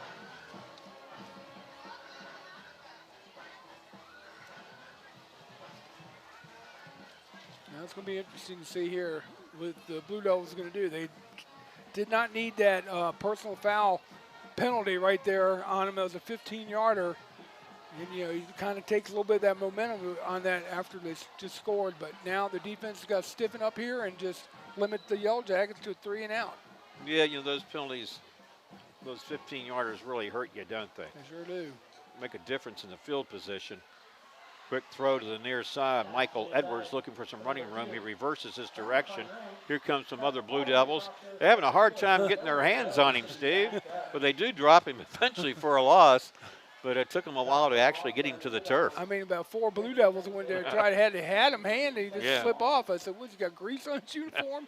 Yeah. They were just trying to get a hold of him, and they couldn't get him. Well, he did lose yardage. Back to the 44. 3-yard loss, second down and 13 here. We go back to the run, and this is that fellow who went the distance earlier in the half. And it's in the second quarter, rather, number 23, Thomas Bangura. Well, Bangura really makes the most of his touches, doesn't he? Yeah, he almost picked up the first down. You know, he's a little short. Yeah. Got all that penalty yards and lost yards back. Yeah, he picked up, 9 yards. Moved the ball to the Culpeper 44. There they are. Wave your hand. Makes it Spray third the tickets. down Selling them right here. and 50, 1. 50 raffle tickets. Get yours now if you want to be a big winner tonight. So James Monroe looking to answer that opening third quarter drive for touchdown by the Blue Devils. They're showing pressure here. It's Riley Vineyard looking to blitz. And they go to Bangura, and Bangura breaks tackles and finds a crease, fighting for more yardage, and they finally bring him down near the 10-yard line. There is a fumble on the play. I think they're going to rule that it was down by contact. And really, Thomas Bangura is doing some damage here tonight, Steve. Yeah, they were trying to chop at getting the ball rather than try. It was a fumble. Yellow Jackets did recover, but what I'm saying is that instead of trying to bring him down, wrap him up, they're trying to hack at his hands and let him wiggle through there for about 20 yards. Well, actually more than that, and so really a big one as Bangura gets the call again. Let's see if they can stop him before he can go full throttle. Shakari Edwards made the initial hit, and then he had some help from his teammates there. Juan Flores was one of them. Now the Blue Devil defense has really got to stiffen up here, Mark. Yeah, that was a big play to give up. Yeah, forward progress. Moved the ball to the 7-yard line. Second down there. Lawton's the man in motion. We've got a whistle. We've got stoppage, and it's going to be offsides. It looks like. If I saw the official in the white hat, the referee, yeah. I thought his signal was offsides against James Monroe. Or delay, I thought maybe. Here it comes right here. It's going to be a 5-yard penalty. Somebody lined up offsides. Move the ball back to the 11. And then he says start the clock. All right, Wolfenbarger. Hands off. Moses Evans. He runs right into the arms there of Culpeper's number 56, Jaden Hendrickson, for a solo tackle. Made a good tackle right there, Hendrickson did. He made sure he wrapped him up, made sure he didn't get any more extra yards. Looks like it'll be third down and 10 from the 11, so James Monroe can try to get a first down and a new set of downs. They don't have to score here. Wolfenbarger throws. He's got a receiver. It's caught. Touchdown. It's Michael Edwards on the receiving end of this touchdown catch. That was a good pass right there by James Monroe. Let's go here to replay. Quarterback had plenty of protection. Just threw it right there. Number 2 the ball was perfectly thrown, and number 2 went up and grabbed it. Touchdown. Yeah, that's Michael Edwards, the junior wide receiver, 5'11", 180. And so now Nathan Scharf comes on for the point after try, and if he connects, we're tied up again.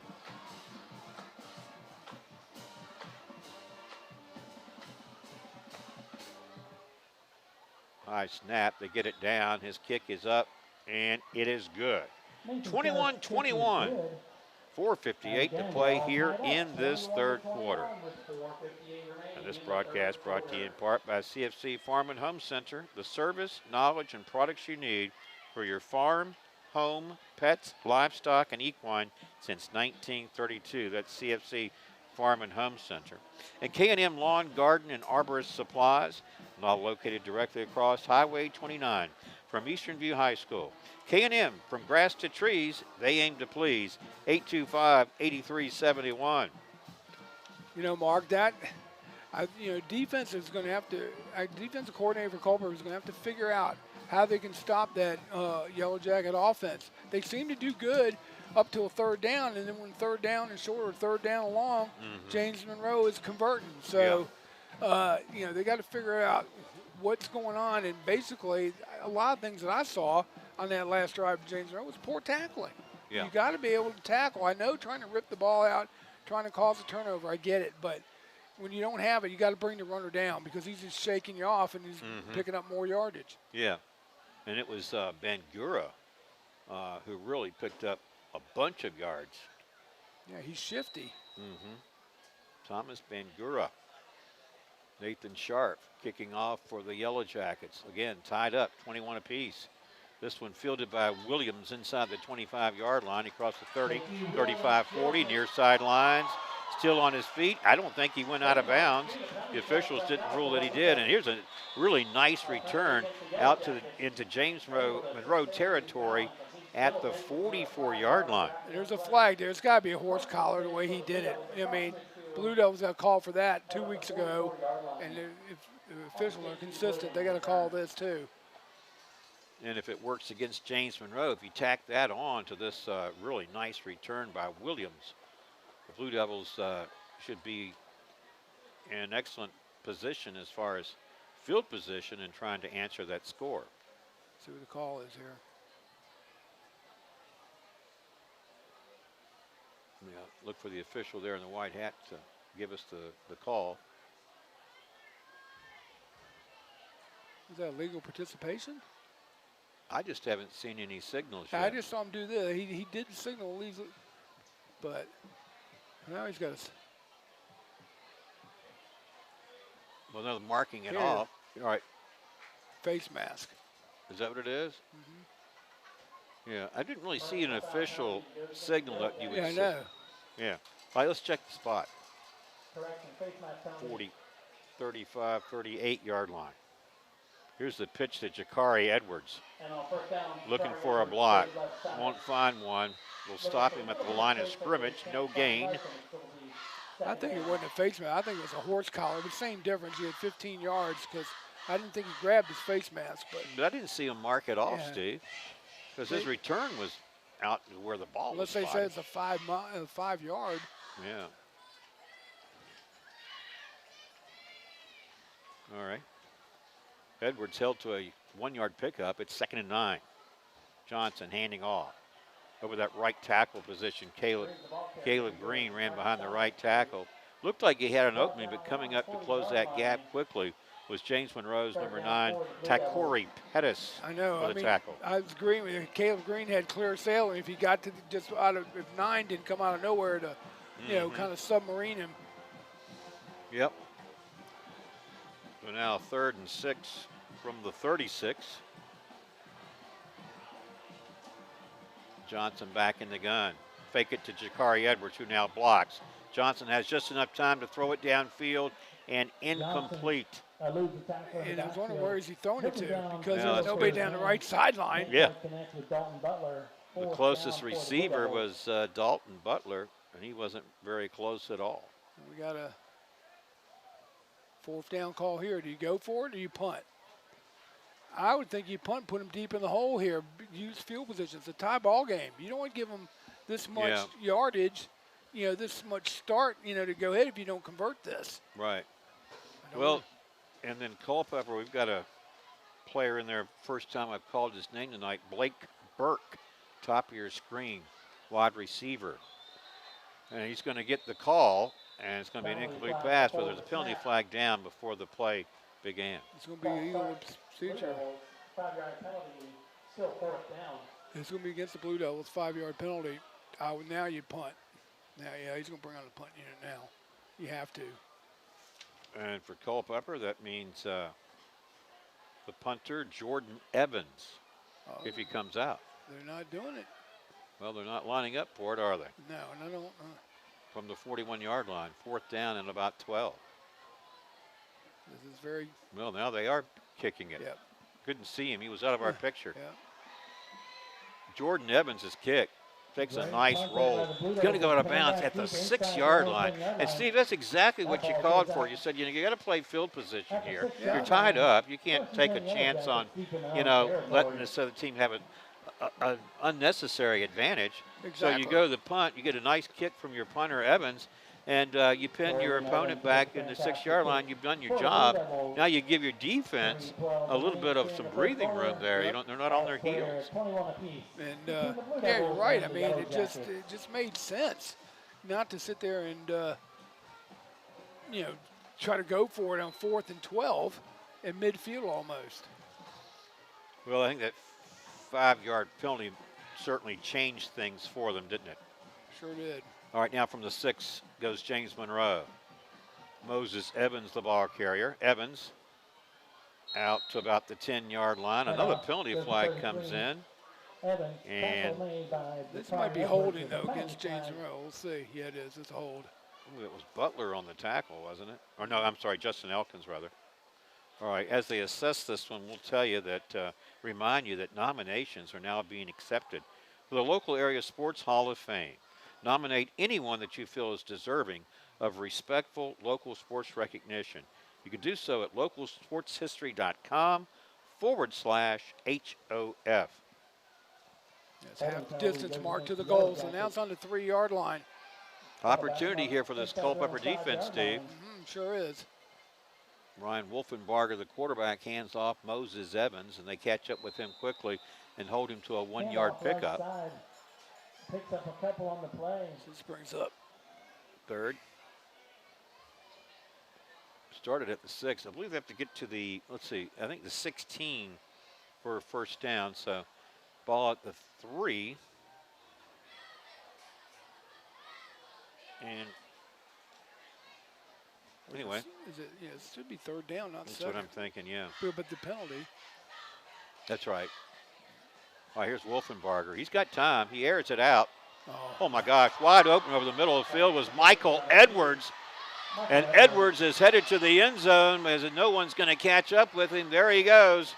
Steve, I believe, what was the line of scrimmage? Was it the 3? It's the 3-yard line. That's a 97 yards. You want to take another look at that one? Yeah, let's go look at this. And there was a blown coverage here somewhere, Mark.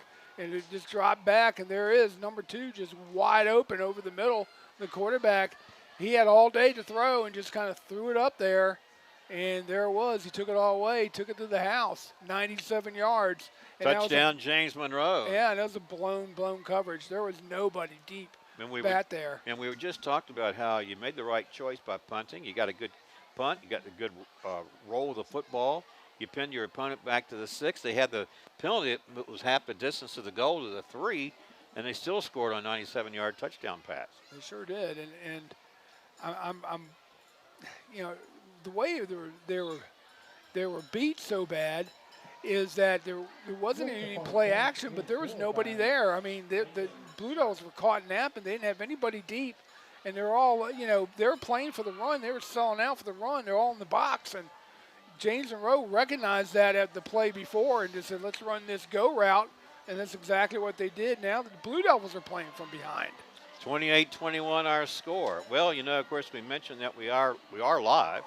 And our live sponsor is Able Heating and Air, answering any and all questions you may have about your HVAC system. There's peace of mind knowing they are able to keep your home comfortable. Able Heating and Air, 718-7556. Yeah, that's just the Blue Devils are really, you know, kicking themselves in the butt on that one, Mark, because that was just too easy, and again, just a blown coverage. And all the quarterback did is make, you know, the receiver, and he hit him in stride. That's the other thing. Yeah. Well, this kid, Ryan Wolfenbarger, sophomore quarterback, can certainly throw the football well. And again, when we saw James Monroe play Eastern View, we didn't see him that night. Oh, okay, well, he's going to light up the stats tonight. I mean, with that passing he's had. So 28-21 our score. You can see it there with 2:14 remaining here in the 3rd. And Sharp's kickoff is where? Down here, fielded by number 14 at the 15. Yellow Jackets goes down to about the 14. That was Khalid Murray. So less than average field position for this Blue Devil offense, Steve. Yeah, now, and I'm going to say it again. I'm no risk of repeating myself, but we need to score here, Mark. Got to answer it because we've been answering all night, and then we went up ahead, and then we gave them an easy one. So we got to see if we can return the favor. All right, Johnson under center. Blue Devils at their own 15. They go to the run, and the run goes nowhere as the James Monroe defenders stuff this one. Jakari Edwards, the ball carrier, or make it J.Q. Williams, the ball carrier. Nowhere to go. Again, you know, I think now James Monroe is feeling the momentum now, and they're really trying to pin their ears back on defense and trying to disrupt the Blue Devil offense. The Blue Devil offense has got to get back better on track, see if they can make some big plays here. 2nd and 12. Johnson under center. Back to the run, looking for some running room. Won't find much. Jakari Edwards this time, the ball carrier. Like Williams, really had nowhere to go. Well, that was actually Williams again, the ball carrier. See, there just wasn't anything there on back-to-back plays for these running backs. No, and I think you need to have a pass play here, and I see Caleb Green coming back in. You need to find him. He's a good pass receiver, can catch it big over the middle of the field, so you either run a slant here or a little reel route or something, to make him. Well, definitely I'd run play action, freeze those linebackers, see if you can find somebody open. Caleb Green is in there. Dalton Butler, receiver, comes to the near side. Garrett Damewood lines up in the slot right side. They fake it. Now Johnson's going to throw. This one is incomplete. I suspect Dalton Butler was the intended receiver, and he and Johnson did not appear to be on the same sheet of music. No, they there. did. No, they were. And again, lucky that Johnson wasn't intercepted. Now Culpeper is going to have to punt. James Monroe, see if they're going to set up the punt return or they're going to go after it. Well, Jordan Evans is the punter, and he's going to stand inside his own end zone. We're waiting the snap, and James Monroe should get excellent field position after this play. And it's going to be a timeout. Timeout taken by James Monroe. All right. Well, I'm going to remind you once more that next week will be the end of the regular season, Steve. That's right. After tonight, Culpeper finishes the season next Friday against Spotsylvania. And Eastern View will be playing Cortland. That'll be our game that we'll be filming. I wanted to mention that we had some updates on our scores. Eastern View, last I heard, up 51-8 over Chancellor. That's a running clock. Yeah, thanks to Dave Richardson for those.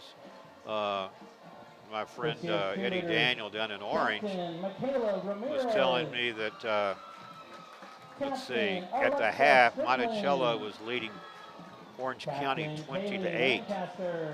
Louise is playing Albemarle, and Caroline's playing Cortland. I'd like to know what that score is. That's got big implications next week with the Cyclones. All right. Ariana Lambert. Here's the punt, unless it's blocked. It was almost blocked. Going to be a short kick, and it's going to go out of bounds near the 40-yard line. I don't see how that wasn't blocked. I know. He was right there on it, and that punter's just taking his sweet time. I'd be sitting there going, guys, if you see this guy running clean our punter, we don't nonchalantly just walk it and punt it. We get the heck out of there. Yeah, we got to be a little quicker on that delivery, don't you think? Exactly. So we mentioned that, we've got the Culpeper James Monroe game that you're watching here has been very close here tonight, and a lot of football still to play. An entire fourth quarter, plus 36 seconds in this third. And Eastern View is playing at Chancellor. They're having their way tonight. Obviously, the Cyclones have easily bounced back from last week's setback to King George.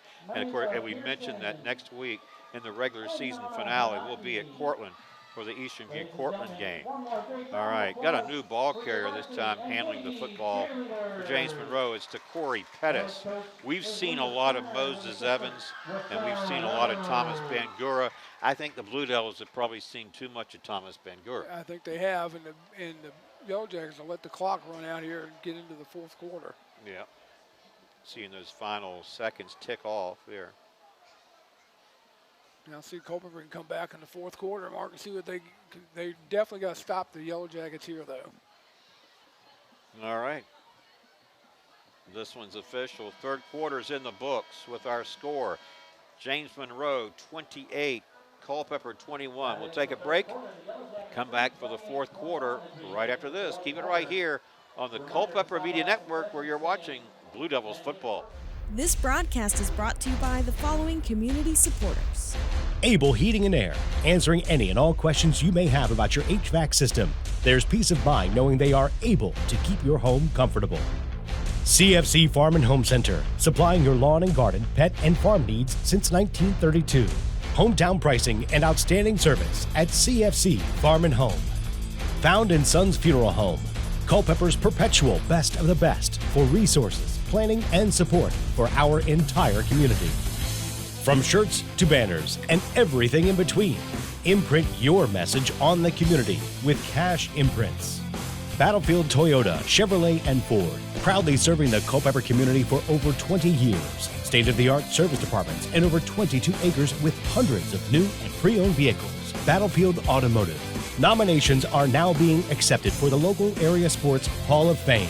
Nominate anyone that you feel is deserving of historical local sports recognition at localsportshistory.com/HOF. K&M Lawn, Garden, and Arborist Supplies. Now located directly across Highway 29 from Eastern View High School. K&M, from grass to trees, they aim to please.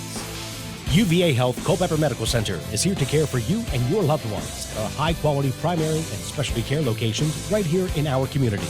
Visit uvahealth.com for more information. All right, welcome back to our broadcast. End of the start of the fourth quarter. James Monroe looks at a 3rd and 16 from its own 46. While we were away, we had the ball carrier drop for a loss. And here it is on this 3rd and long. This one called or dropped out of bounds. Pretty good coverage that time, and Jakari Edwards made a pretty good hit. Yeah, he did, and good luck he got out of there because he was kind of standing over him, and I said, don't get the penalty. Yeah. You know. Incomplete pass brings up 4th down and 16. And this would look like a punting situation for JM. Yeah, they're in the lead. Yeah, they don't want to give it to the Blue Devils here, so they're going to try to punt. They're going to try to punt it. Now the Blue Devils just got to play good, smart football. You're in the game. You're only down a score. You've got plenty of time. 11 minutes to go in the game. Just got to play smart. Okay, Nathan Scharf also handles the punting duties. It's going to be against James Monroe. Yeah, you see. I think they had too many people on the field. Justin Elkins celebrating their number 21. Yeah, too many people on the field. Legal participation. Yep. It's interesting that the referee there points that it's against the team, but he doesn't tell you why. I think he did earlier, but okay, it's back here. Pushes the ball back to the James Monroe 49. Nathan Scharf will punt. Had trouble getting a handle on it, but he was able to get it away. This one was a short kick, and pouncing on it for Culpeper was number 12, Jaden Carter. And, you know, he's got a touchdown catch tonight. Yeah, he does. Here's going to be excellent field position for Culpeper, Steve. Exactly. Now they need to capitalize, Mark, and they can do it here with, nice drive. Now, if they do score, and let's say they take a long time to do it, to drive, then I would say Culpeper goes for 2 for the win. That'll make it interesting, won't it? It would. It'll be one of those fantastic finishes, as they used to say. Here is Caleb Green. He's got a block. A little bit of running room there. He's in James Monroe territory. And this is just, again, Steve, an excellent example of what we talked about in the first half, is that the edge has been there more commonly than the middle has for this team. Exactly. Look at the replay right here. Caleb Green gets the handoff. He's got it wide open. He's got the edge. The only thing I'd like to see him do is switch that ball from to his inside hand and on the outside. In other words, he's running the outside. He was carrying his right hand. Should have carried in the left. And this time, and there again, is to try to run the ball up the middle. Doesn't amount to much. Jakari Edwards tried, and Yellow Jackets pushed him back. Well, a moment ago, Caleb Green tallied 20 yards on that first down pickup. Yeah, he did. Got to the 40, but on this play, they lose yardage back to the 45, and that'll make it 2nd and 15 from that spot. See what the Blue Devils here dial up here. I think they're going to have to throw some, Mark, to keep the Yellow Jackets from just ganging up on the box and the run. All right, they fake it to Williams. They throw on the slant to Danewood. Caught down just shy of the 30-yard line. And I think he's going to be about a yard shy of the first down. But that's open all night long right there because the way James Monroe is pressuring and the linebackers are leaving the gaps there wide open. Yeah, like 2 yards shy. So 3rd and 2, quite manageable here. Johnson under center. Going to go straight ahead with it, Steve. Don't think he's going to have enough for the first down this time, and that's going to make an interesting 4th down call. Let's see what they're going to stop him about a half a yard short mark. They still got to go for it, I think, because you want to, your drive, your team's doing pretty good here. You want to keep that drive alive. Now you might go to a hard count here and see how James Monroe is so aggressive and see if you can draw him off. Yeah, he didn't pick up anything. It's still 4th. It's 4th and 2. We've got a whistle and another penalty flag down. Let's see who it's on this time. They stop the play. It's generally dead ball. Here it comes. Now he showed it. Offsides. Wow. James Monroe. That'll give the Blue Devils a first down. That's what they needed. That means somebody from James Monroe lined up offsides. Wow. Big play for the Blue Devils to get that offside penalty. They were looking at a 4th down, and now they have 1st and 10 from the 27. They go back to the run. This is Williams to the outside. He gets the edge and more. And then Williams finally tackled down at the 5-yard line. 22-yard pickup for that Blue Devil running back.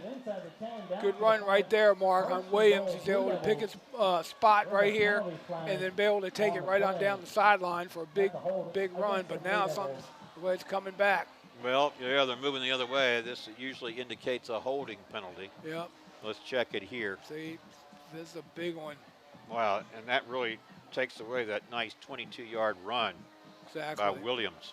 That hurts right there, and that's, again, as I said pregame, team that makes the less mistakes and penalties is going to win. And right now, Culpeper just had an inopportune holding penalty. Cost them 10 yards. 1st and 20 here. All right, here's Johnson. He's in a little bit of trouble. He's going to keep it and pick up maybe a yard on the play. Well, this broadcast brought to you in part by Found & Sons Funeral Home, Culpeper's perpetual best of the best for resources, planning, and support for our entire community. Found & Sons, 825-3530. Culpeper right here is they got a see. Look out here where Caleb Green is over here. That's on the strong side right there. And again, no run. Exactly. I would be running to the weak side like they've been doing. See, Caleb was lined up on the right, so that was over the strong side. And they had 2 linebackers over there. When they looked on the weak side, the other on the left, there wasn't anybody out there. Figured he got that second level, had a big gainer. And really, after that 1-yard pickup, Blue Devils are now looking at a 3rd and 19 right here from the 36. And you see the clock running. They fake it. Johnson's in trouble. He throws it. Got a receiver out there. Jakari Edwards. Edwards breaking a tackle and tackled at the 5-yard line. And that's where Williams was tackled, except this time I don't think they'll be bringing it back. Let's go to replay on that, Mark. Watch right here. The pressure was put on by the Yellow Jackets. They almost had Johnson, and he was able to, to throw it under extreme pressure to Edwards, and who made a good catch and picked up yards after the catch. Now, first down. I was say the yards after the catch too. 1st and goal now from the 5-yard line. Johnson straight ahead and pushes it closer to the goal line there on perhaps a 2-yard pickup. Now, if they score here, I don't advocate going for 2. If they score here, go on for the PAT and tie it up. Still plenty of time left in the game. But there's an old adage: if you're away, you go for it. If you're home, you go for the tie. Yeah, you may be right there. All right, Johnson under center again from the 3. Danewood in motion and a whistle and the stoppage of play. And it's going to be against the Blue Devils. I think they moved.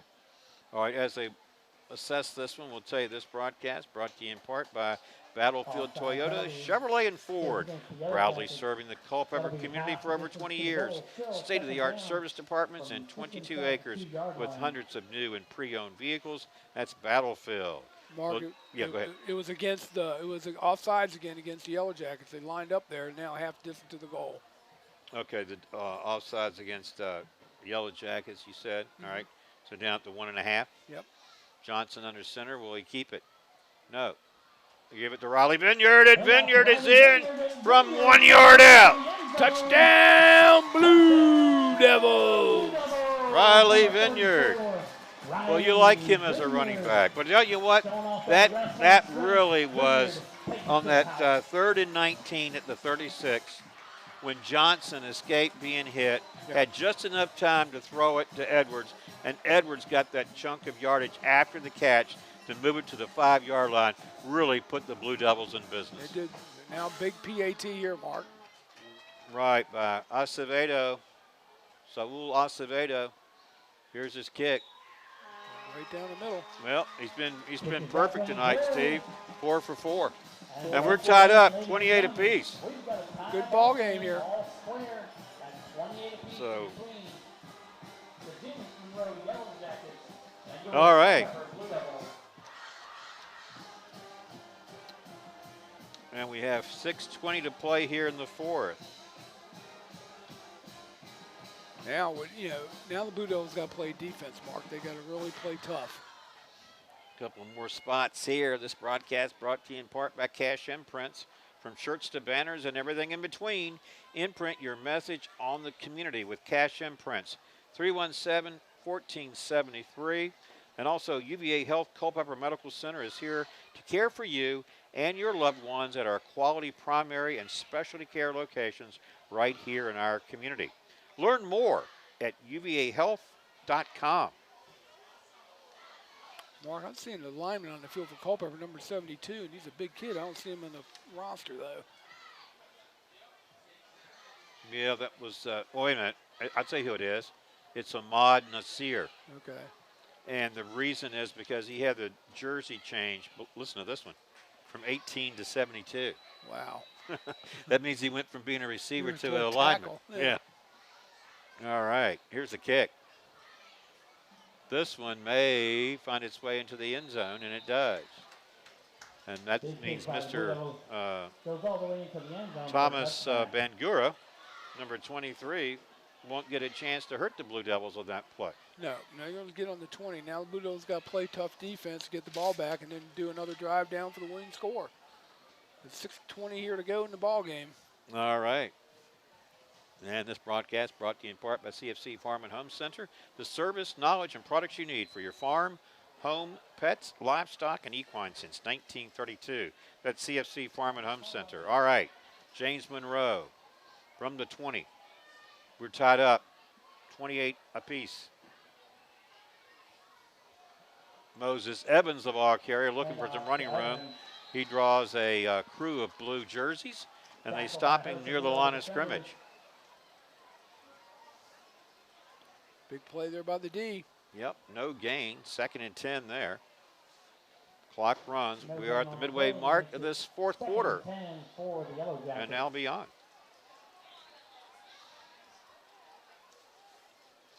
All right. Wolfenbarger, the quarterback. He's got time, and he's throwing. This one incomplete. And that one he threw into traffic, didn't he, Steve? He threw it into double coverage right there. I thought Culpeper was going to make a play in the ball, but it just outstretched hands for 21 when Culpeper was defending.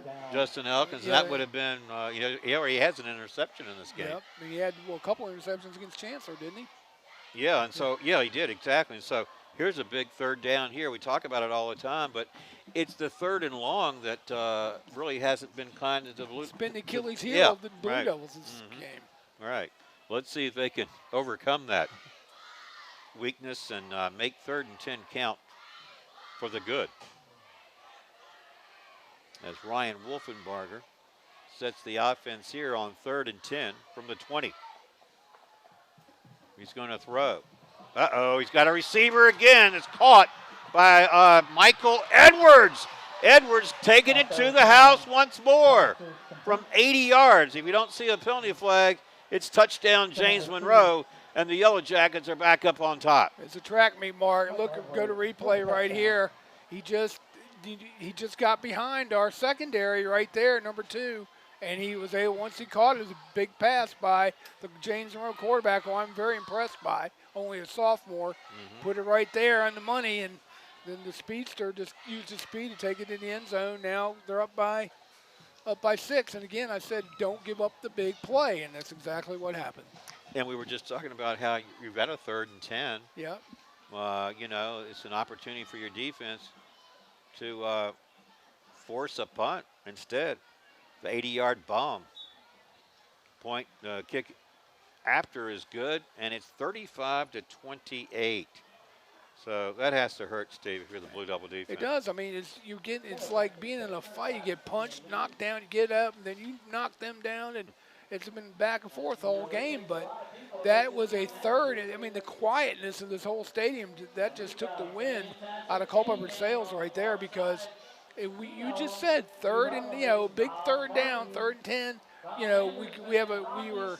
They've been our Achilles heel all night, giving up the big play, and sure enough, they just did again. Yeah, sure did. And it's frustrating if you're the Blue Devils for sure, and their especially fans. if you're the defensive coordinator watching, just got through telling them, don't let them get behind you. But again, James Monroe is taking advantage of the Blue Devil defense coverage. They're not playing a cover 2; they're playing a man.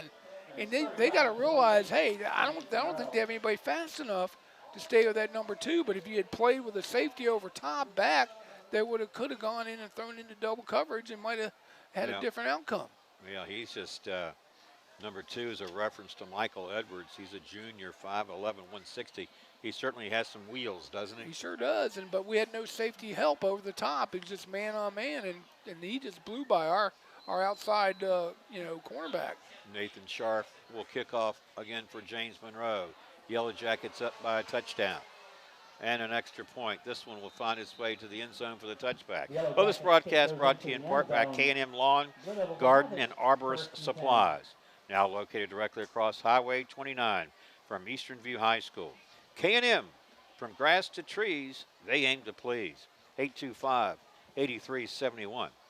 And nominations now being accepted for the local area Sports Hall of Fame. Nominate anyone that you feel is deserving of respectful local sports recognition. You could do so at localsportshistory.com/HOF. All right. Blue Devils back on offense, trailing by 7. Going to start at their own 20. And this is Edwards getting the call. He's not going to be able to get outside. They're going to drag him down for what looks like to be about a 3-yard loss. Yeah, they're going to have to use the play action here, Mark. They're going to have to use their wide receivers again. Find Butler, maybe Caleb Green. They got to get some, positive yards. Right now, they didn't start off very good, losing yards on that carry. It's 5 minutes to go here in the ball game. Yeah, 2nd and 13 here. Johnson, here comes the pressure. Watch out. He throws it. He's got Dalton Butler, and Butler has nowhere to go. He did pick up a couple of those lost yards. Going to bring up 3rd and long. 3rd and long here. Now what does Culpeper have in its offensive playbook here to see if they can get a big play?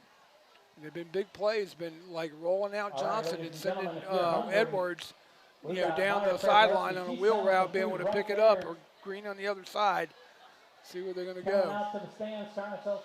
All right, 3rd down and 13. As they held Butler to no gain. Johnson this time rolls to his left.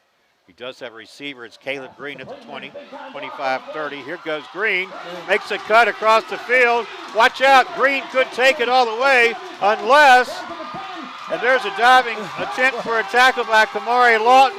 He can't get him, and Caleb Green is in from 70, make that 83 yards, Steve Peacock. Touchdown, Blue Devils! Caleb Green comes to the show. what a play, Mark, and he outran everybody. And you know what? You know you got to take another look at that one. Exactly. Here we go. Right here is just Johnson's rolling out like I just said, and he found Caleb Green, and it was all the rest of it was Green. Cuts across midfield and just outraces the James Monroe defender to the end zone. All right, and Saul Acevedo on for the point after the tie this one, but they're going to take a timeout first taken by the Blue Devils, and I'll tell you once more that our timeout sponsor is UVA Community Credit Union, strengthening the financial wellness of our members and of the Culpeper community. Visit them at uvacreditunion.org, and also we are live, and our live sponsor is Able Heating and Air, answering any and all questions you may have about your HVAC system.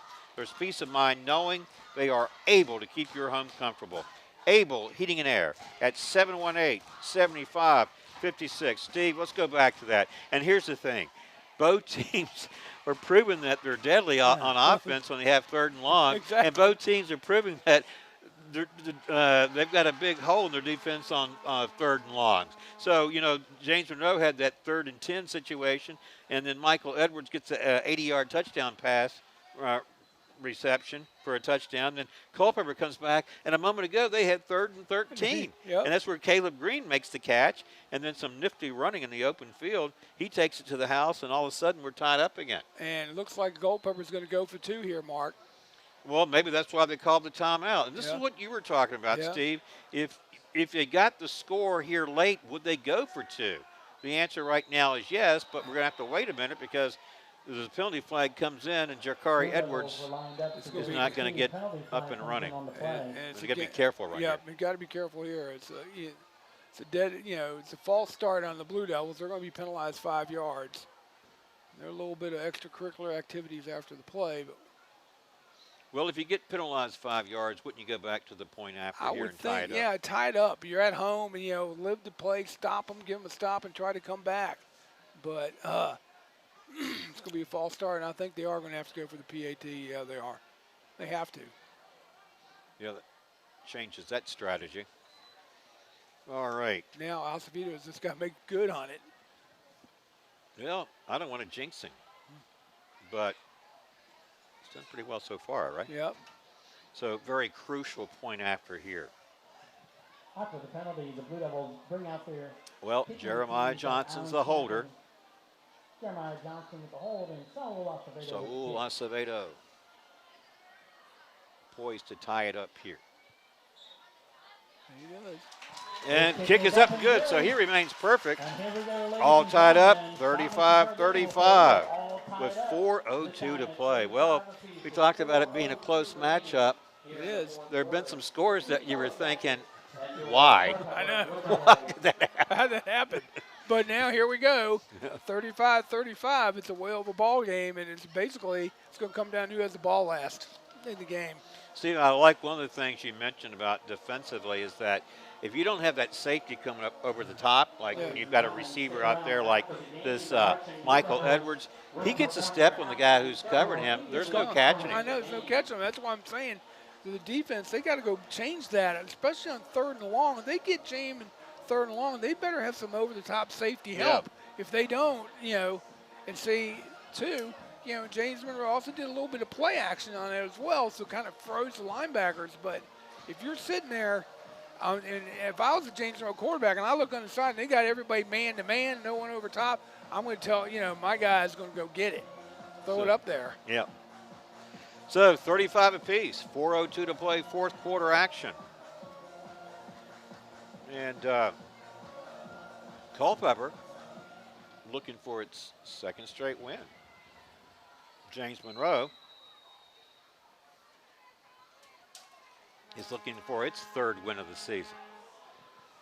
Anybody's ball game as this kick goes into the end zone. So I don't know, Steve, does either team really have an advantage at this point?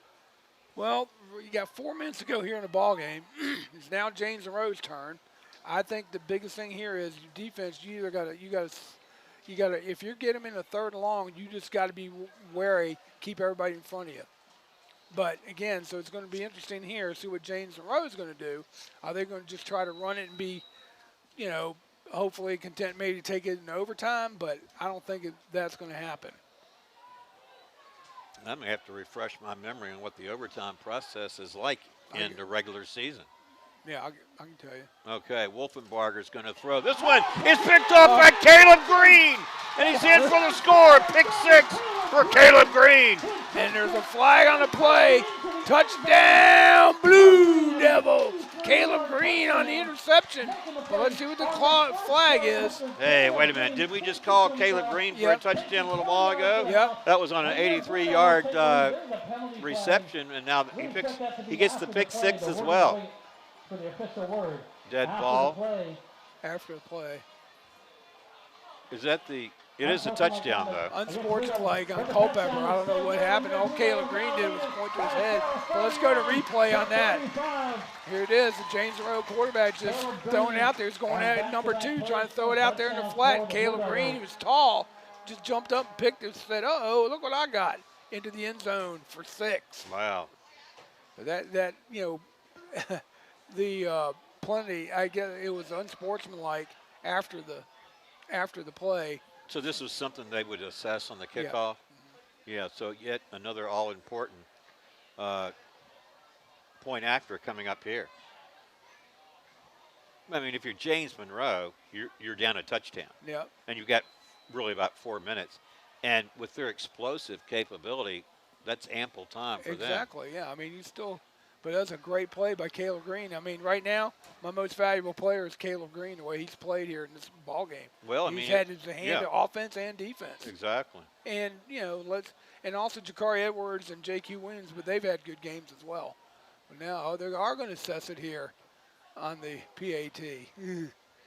Now what do you do? No, that's surprising. 15-yard penalty. Wow. Here. Well, this means we're gonna check Acevedo's range here, because they'll spot it at the 25. So this was a point after. We'll have to scale 35 yards.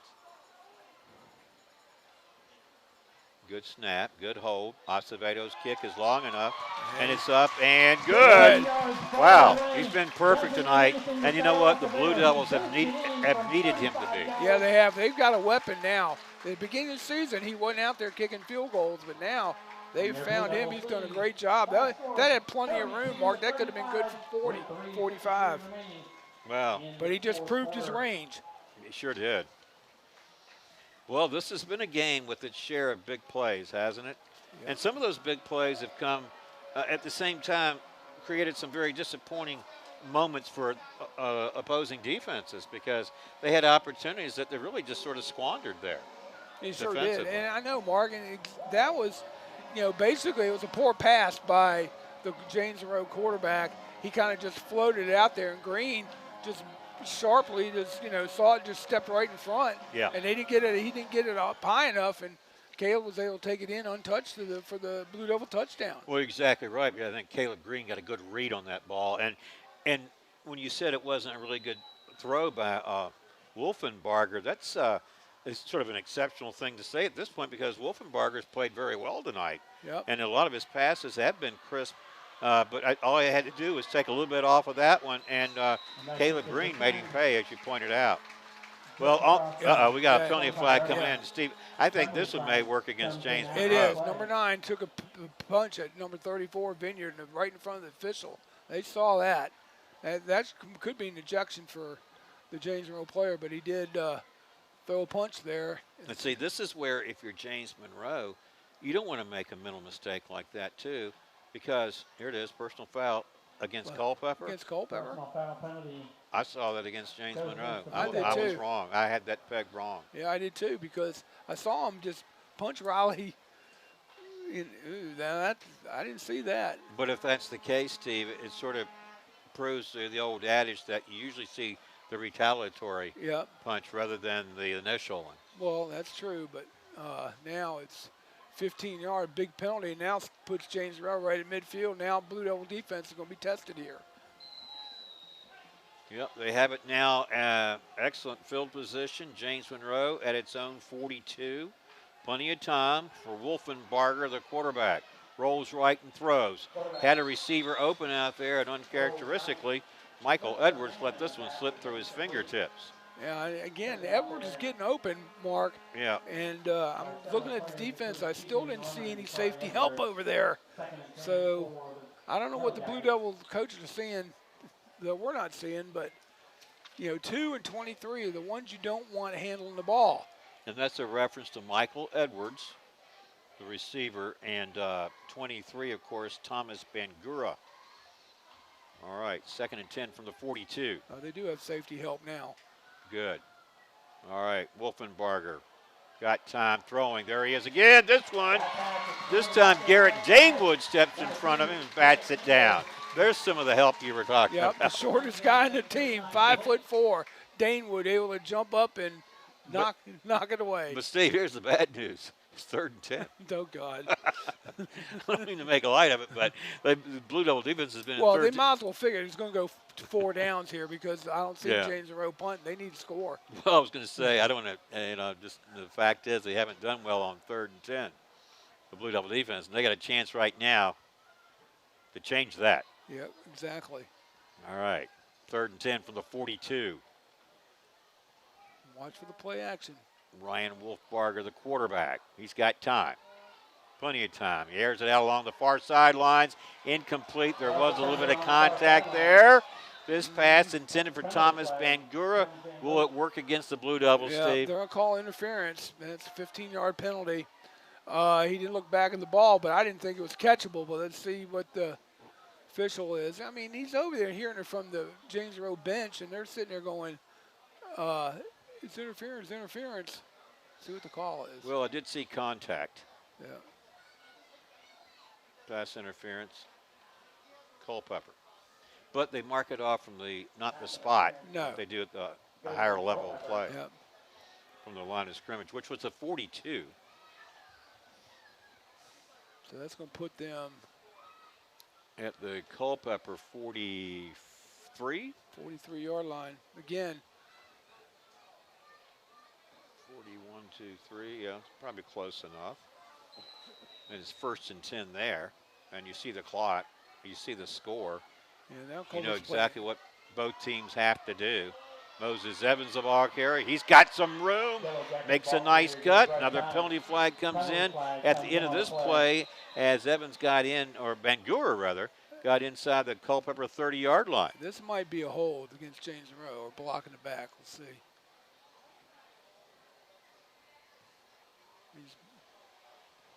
Yep, you're right, Steve. Holding against James Monroe.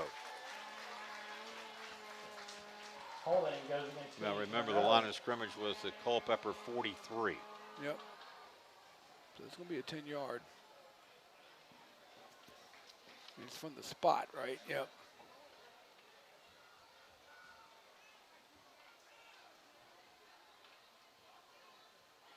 It's back. Because where the hold was, it was, Oh, I see. it's 10 yards back. So Turns out they bring it back to where the line of scrimmage was to begin with. Got a timeout on the field. I do want to tell you that it's really nice to be live, Steve. And it's nice to have a live sponsor. You know who that is. Able Heating and Air. Answering any and all questions you may have about your HVAC system. There's peace of mind knowing they are able to keep your home comfortable. Able Heating and Air. 718-7556. Well, while they have a timeout on the field, let me see if we've got any updates on our scores. Let's see. Big Dave Richardson says Eastern View has won over Chancellor. Final score 58-15. okay. Let's see. He's got King George over Spotsylvania 31-0. Let's see who else we've got weighing in. I was kind of interested about the orange score. Last I heard, it was a halftime score. Kind of need that one. Monticello was up on Orange 20-8. I think Orange has to win this last 2 games to make the playoffs. Not sure. Culpeper in position here, Steve, to get a win, but still have over 3 minutes to play. Yeah, they sure do. And again, big plays. All right, this is Bangura. He's dangerous. Going to have to wrap him up and tackle him. We finally do. Yeah, they got to make sure when they hit him, they got to wrap him up. But that's going to bring about second and short. About 6 yards on the play, second down. It's your first Let's see. 2nd and 4. remaining in the game. They said he got 6 yards. Yeah, just trying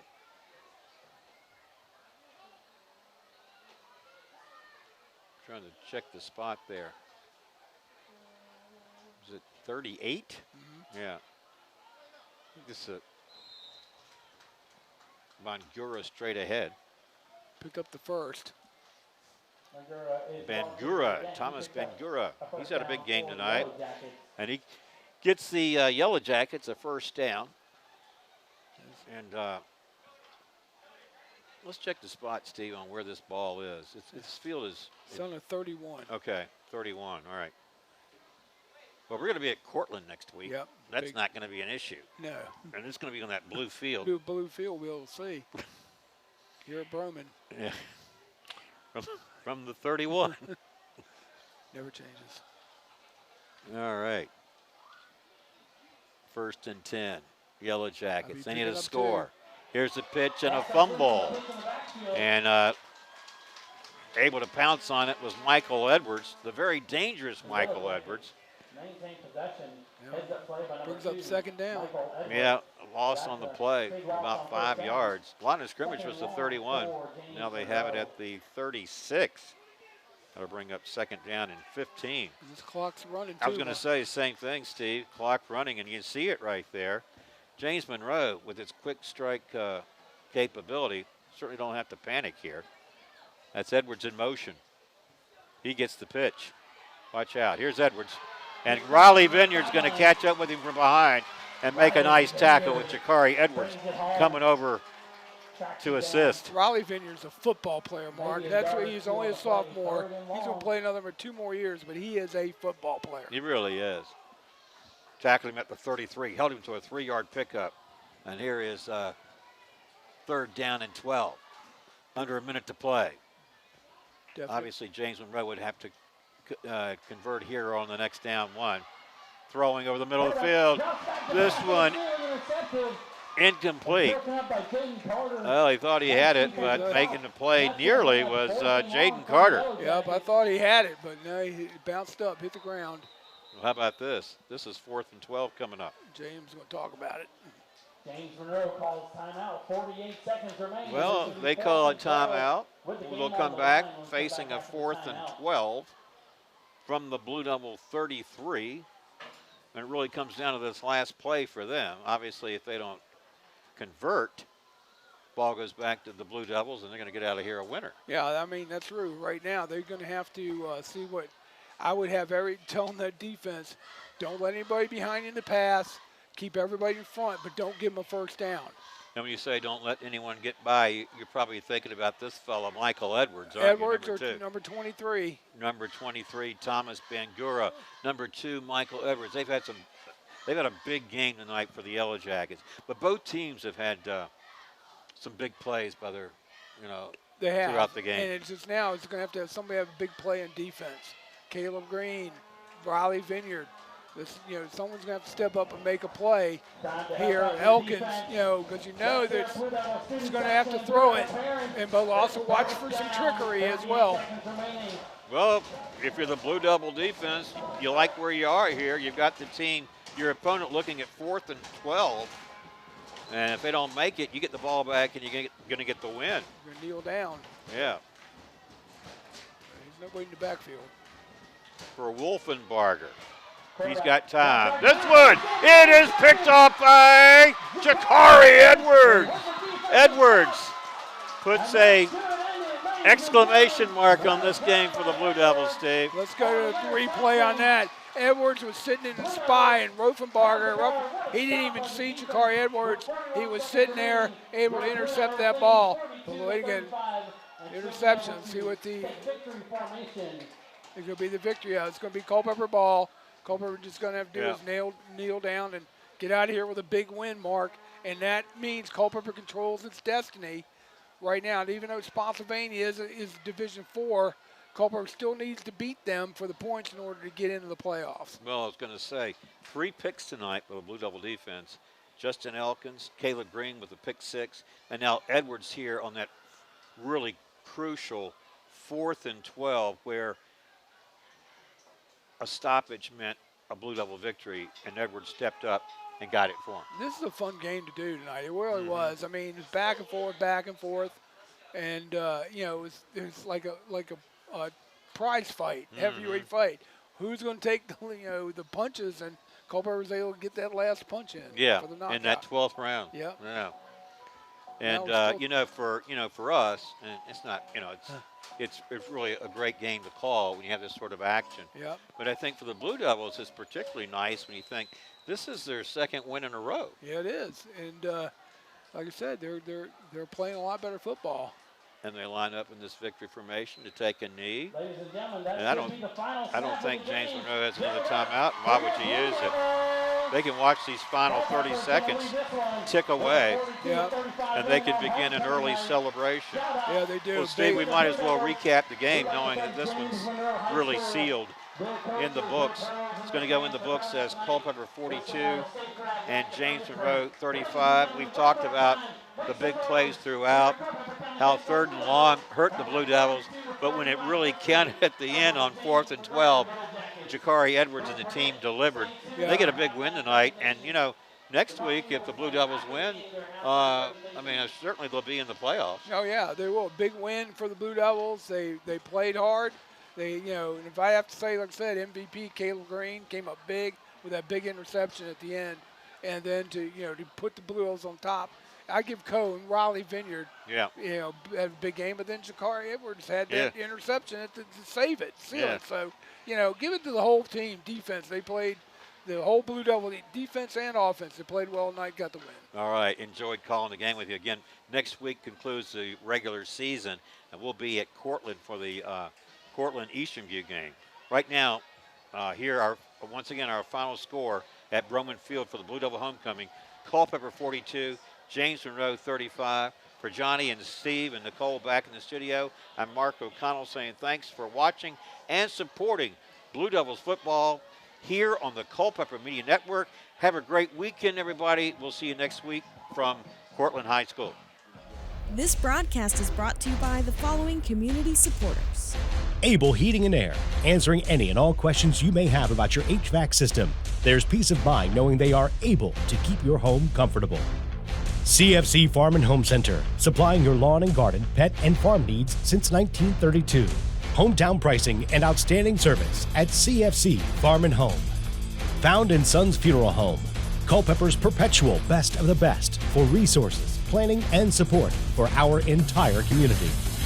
From shirts to banners and everything in between, imprint your message on the community with Cash Imprints. Battlefield Toyota, Chevrolet, and Ford, proudly serving the Culpeper community for over 20 years. State-of-the-art service departments and over 22 acres with hundreds of new and pre-owned vehicles. Battlefield Automotive. Nominations are now being accepted for the local area sports Hall of Fame. Nominate anyone that you feel is deserving of historical local sports recognition at localsportshistory.com/HOF. K&M Lawn, Garden, and Arborist Supplies. Now located directly across Highway 29 from Eastern View High School. K&M, from grass to trees, they aim to please. UVA Health Culpeper Medical Center is here to care for you and your loved ones. Our high-quality primary and specialty care locations right here in our community. Visit uvahealth.com for more information.